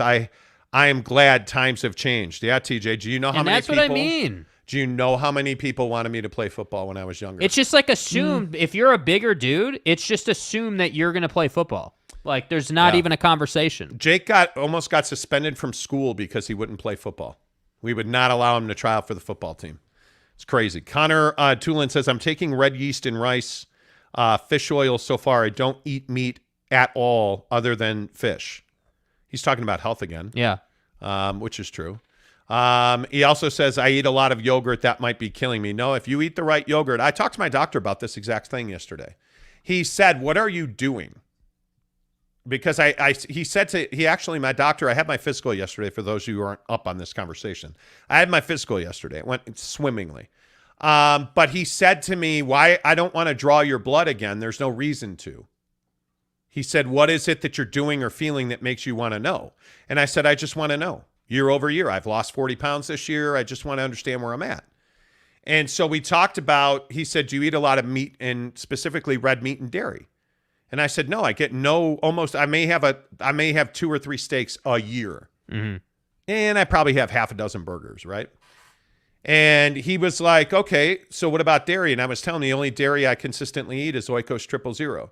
And he said, well, with those yogurt products, the probiotic and the protein for somebody like you, the benefit far outweighs any drag that you would have from the dairy. Mm-hmm. And I was telling him how I eat it. I was showing him my food diary. And the one thing he said is the gap, I like to not eat from 3 to like 7:30 or 8. And then I'll have my yogurt. Mrs. Monty will make me yogurt with like fruit in it.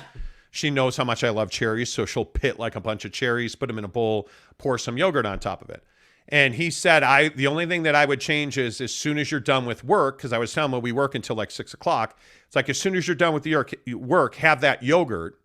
And that's going to give you a 15-hour fast. He's a big believer that minimum 12 hours of fasting. This nutrition guy I was talking to, my doctor was telling me, hey, I wouldn't do a thing. Don't change a thing. But this nutrition guy I was talking to on Instagram about my food diary was telling me, hey, I would not eat past like 6:30 because then you're going to get 12 to 15 hours. So I was telling him the only thing I eat in the morning is Rockstar Recovery. I drink a can of Rockstar usually. And he was saying, yeah, that's not really going to impact. That's not going to break a fast because it doesn't really have a lot of calories or sugar in it. So it's this interesting thing that I would go get a physical. If your cholesterol is high, talk to your doctor, get a referral, or find somebody in nutrition on TikTok or Instagram you trust. That's to me, that's the biggest thing. I can't remember his name. He's a doctor in Chicago, this guy that I talk to all the time. So he's in medical school, and he's a fitness guy, a personal trainer. And you know who else I was talking to about this? Caitlin and Taylor at Max Muscle I was talking to about this. Like the whole thing around what you eat is so uniquely different to you as a person. Some people can eat red meat and smoke and never get cancer, and other people look at a pack of cigarettes and they get lung cancer. Like there's no explanation for it. Yeah. And so anyway, my point in all of this is, Connor, get close with your doctor. So many of us men won't go and see a doctor. Those days are over for me now. Like, I am not avoiding the doctor anymore. I probably should go more than once a year. Frankly, I have a really good doctor too. The guy that I go and see at the U is really brutally honest with me. It's like, you need to lose weight, but I wouldn't change much of what you're doing because it's working for you. Lose weight. And I was talking to him about COVID and playing basketball yesterday. And he said, why aren't you playing basketball? I said, because I worry about COVID. And he's like, you've had a full vaccine and 2 boosters. Go play basketball. There's treatments for the Omicron variant. Like, he's like, you're probably never even going to notice it if you get it. He's like, you're healthy. You go play basketball. Yeah, man. Like, so I don't know, man. Like, I really like my doctor. He's a nice guy. He's an average guy. By the way, he listens to the show too, by the way, he says. Yeah. He probably doesn't. But my point is, yeah, I just think that you should go. Like, go talk to your doctor. Be honest with him. One of the things, like he used to tell me that, he used to tell me, you got to lose weight. Got to lose weight. Got to lose weight. This is one of the first times that I've seen him where, like, he hasn't said, you're fat, you need to lose weight. Like, he didn't harp on me about losing weight. And I just have had a remarkable year. Like, Mrs. Monty has forced me not to eat meat. Like, we food prep. So she forces me not to eat meat. And if you're just tuning in, by the way, my physical went really well. My total cholesterol is 154. It's down 23 points. My bad cholesterol went from 112 last year to 95 this year. And Mrs. Monty's pissed. I'm not pissed. I told you I was so happy. I'll drop that money. I'm happy for you. Are you frustrated? Am I? Don't lie to me. For me. I'm not frustrated with you. Like, it's my physical makeup is frustrating. My body naturally creates a lot of cholesterol. So if I eat cholesterol on top of that and don't work out all the time, I have high cholesterol. But you work out like a flippin' mad woman. Like we have in our studio down here, we have a Peloton tread, a Peloton bike that I bought Mrs. Monty. I actually forced you to let me spend money in exchange for sex. So I bought you a I want it. Anyway, she wouldn't let me buy a Peloton during the thing we can't talk about on YouTube. No. But then Don't lie to me. I'm telling people, this is the God's honest truth. No matter what that Jezebel over there says, this is the truth. We were actually at the outlet mall in Arizona, and I believe we were melting because it was like 158 degrees at 10 o'clock at night. Right.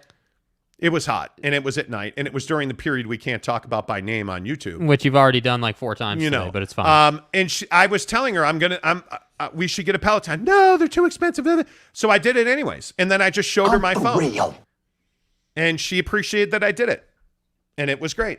Yeah, is that not how it happened? I remember it slightly different, but not very much different from that. Men's memory is far better than women's memory. Anyways, yeah. So, but it's back to the health thing. You have to find what works for you. I will say though, probiotics are super important. Your gut health is super important, and stop drinking sweeteners as much as possible. Rid your life of aspartame. Oh, drinking your calories is a terrible idea. I know there's people who drink things like Crystal Light. It is horrible for your gut. It is horrible for your body. They won't tell you that, but if you look it up and research it, aspartame especially is not good. It destroys some of your gut biome, and that then causes bloating, can cause, in extreme cases, colitis. Like, get rid of that stuff. I'm telling you now. Get chemicals out of your life as much as you can. I am telling you now. Crystal Light is not good for you. And it's why, I drink this, and it's in the links below. You can get this energy drink. Single up. Yeah, I can't single up. Here, because it's on Mrs. Monty. Sorry, you single up. Forgot. Yeah, here you go. It's Rockstar Recovery, and it is lemonade, and it is carbon. It's got no carbonation in it. I think it's got, what's that label say, Jake? Like 3 grams of sugar. 2 grams of sugar, 3 grams of carbs. 25 calories. No, I'm also not telling you it's the perfect drink, because it's not. Yeah. But please don't drink calories. Please don't drink soda. The one thing that's been a real win for me, I haven't had a soda since the summer of 2013. I have not had a sip of soda for over almost 10 years. Yeah. Since we were at McCovey's in Walnut Creek. I have not had a soda since that day. And I don't drink sugar. I don't eat much candy. I really don't. And my doctor, the funny thing is, we talked about the vitamins I take. My doctor's like, I'd need you to stop taking those vitamins for a while to know if they work. If it's working for you, keep doing it. But he's like, Yeah. So most doctors will tell you they think that most supplements are trash. I'm a big believer in vitamins. I think you have to help yourself. CoQ10 and Cholesterol at a very minimum. If you're not taking CoQ10, I'm telling you, it's a mistake. It's a mistake. Excellent. All right. Before we get out of here. Yes. Because Mrs. Monty has a big important work call. It down in the comments. I need to know, Android or Apple? Android or Apple? iPhone 14 comes out in a couple weeks. iPhone or Apple? Or Android or Apple? Android is pissed that Apple will not stop using iMessage and MMS. SMS? SSO? BDSM. Anyway, the point is, Android is pissed because now what's happening is in the text messaging game, when you have an iPhone, if you text message somebody on an Android, it's a green bubble. If you text somebody from an iPhone that has an iPhone, it's a blue bubble. And Android hates the green bubble. And so they want you to use this RCS. They want Apple to go to this RCS texting system. But what would happen? That would essentially knock out iMessage.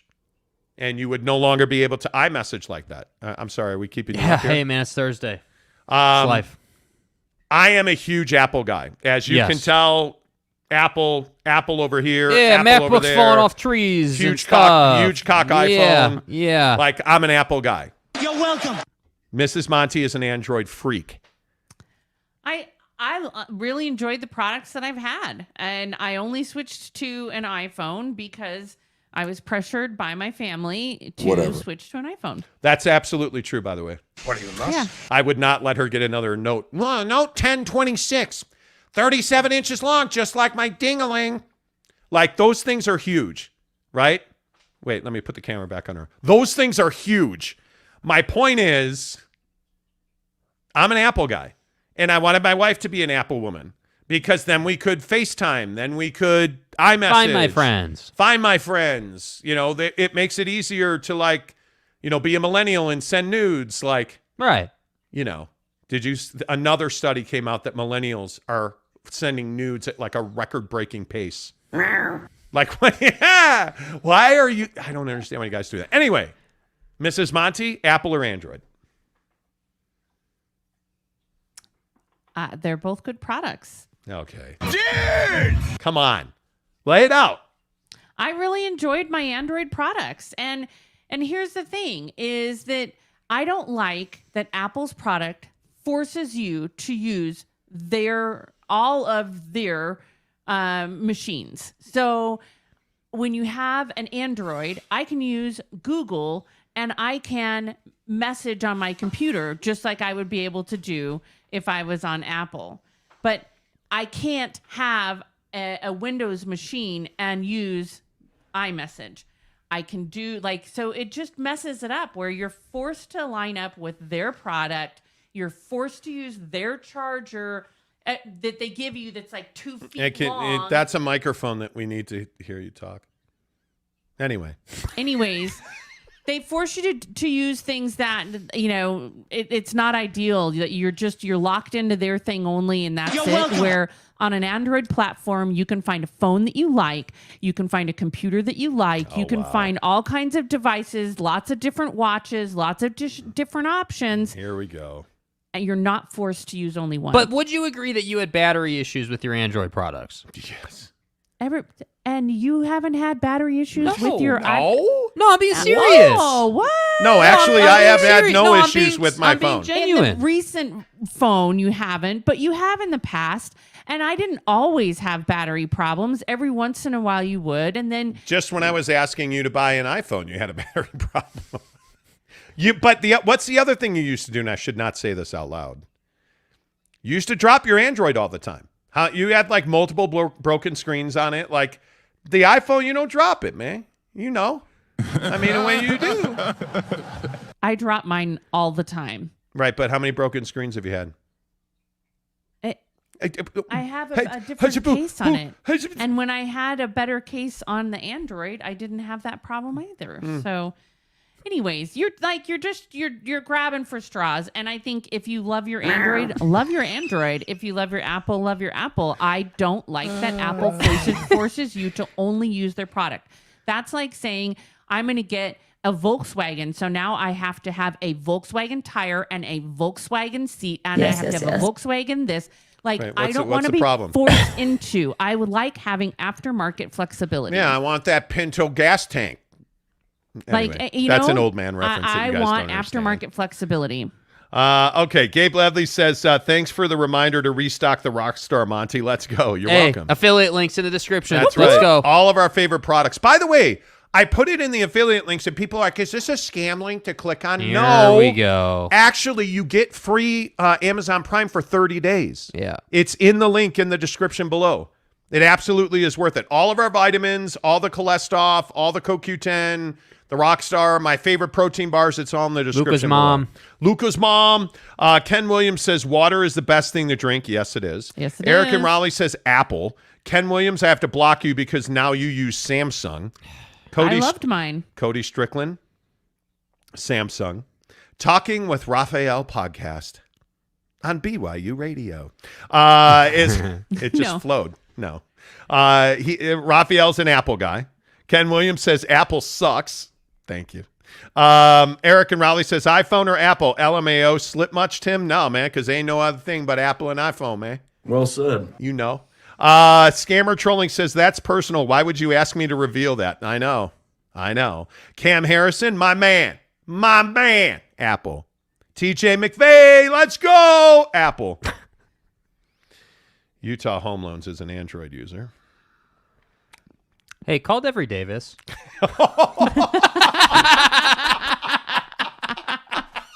That's funny. Art Gomez says Android. Art Gomez says Android, but I use Apple because iMessage and everyone I know has Apple. Get on board. See, and that's what I think is fascinating. So outside of the Android versus Apple conversation, the market share portion of it's really interesting. Yes. Because obviously a ton of people use Apple. So it's interesting, like in your circles, if you use Android, does your circle use Android or Apple? I think that greatly, defines your experience with Android. If all your people use Apple, you're probably not going to enjoy Android as much. Yeah, I totally agree. Let's see. Kate Nuren says sugar is killing us all. Dave Humes says Android for the win. No. No, not. Gabe Levely says Samsung gang rolling in deep in the comments. Clayton with an 8 and an N. I still love that, Clayton. Says Android is for people who enjoy options. Apple is for people who want someone else to make customization choices for them. I mean, what? 100% true This is on a that. socialist society. I don't know why I said that. Ken Williams says, I can't stand Apple. There's so much more content on Samsung. That's not true. Don't say hurtful things. Android is the best choice. No, it's not. Cody Strickland says Android just as good as Apple, fraction of the cost. Didn't Android have some huge security leak too? They did. If I remember right. Apple don't have it. Why do I feel like that Apple don't have happened it. a couple weeks ago? Dead Collector, Android. Arlington Bears, Android. Yeah. Ken Williams, Android. I agree with Kay. Knicks will be 2026 champs, Android. Well, you're a Knicks fan. That's self-explanatory. Jordan Clarkson destroys ankle says, guys, I love Note 20 Ultra. And I'm excited to upgrade so I can watch your show on a massive screen that then the Z Fold 4 has. Whatever. Just watch the show. You know what I'm saying? Just watch the show. Big Dog says the droid. Fine. Boyd Lake says, I'm an SEO. Don't want Google in all my business. I'm an Apple guy for that reason alone. That's the other thing is Google. In all seriousness, the thing I don't like about the Google platform is it really does crawl up your butthole. Like, like they track you. They serve you ads on everything. Like in all seriousness. They're already all up in your butthole. If you have a Gmail account, they already have all your, like, I don't know. I'm not, Butthole. I just, they already have it all. Ken Williams says it's called an OtterBox, Monty. True. JC Destroys Ankle says at least these new iPhones don't break as easy. True. Yeah, that definitely was a knock against iPhones. No doubt. Brady Cook says Apple is way better. Yes, it is. Thank you. Jason Dent says I 100% agree with Mrs. Monty. Damn it. See, you guys are just, come on. Neville 93, my guy. BlackBerry. Yes. Wow. Yes. Are they still in business? No, actually, BlackBerry's out of business. They don't make phones anymore. All right. Show of hands. Anybody in the comments who had a Trio?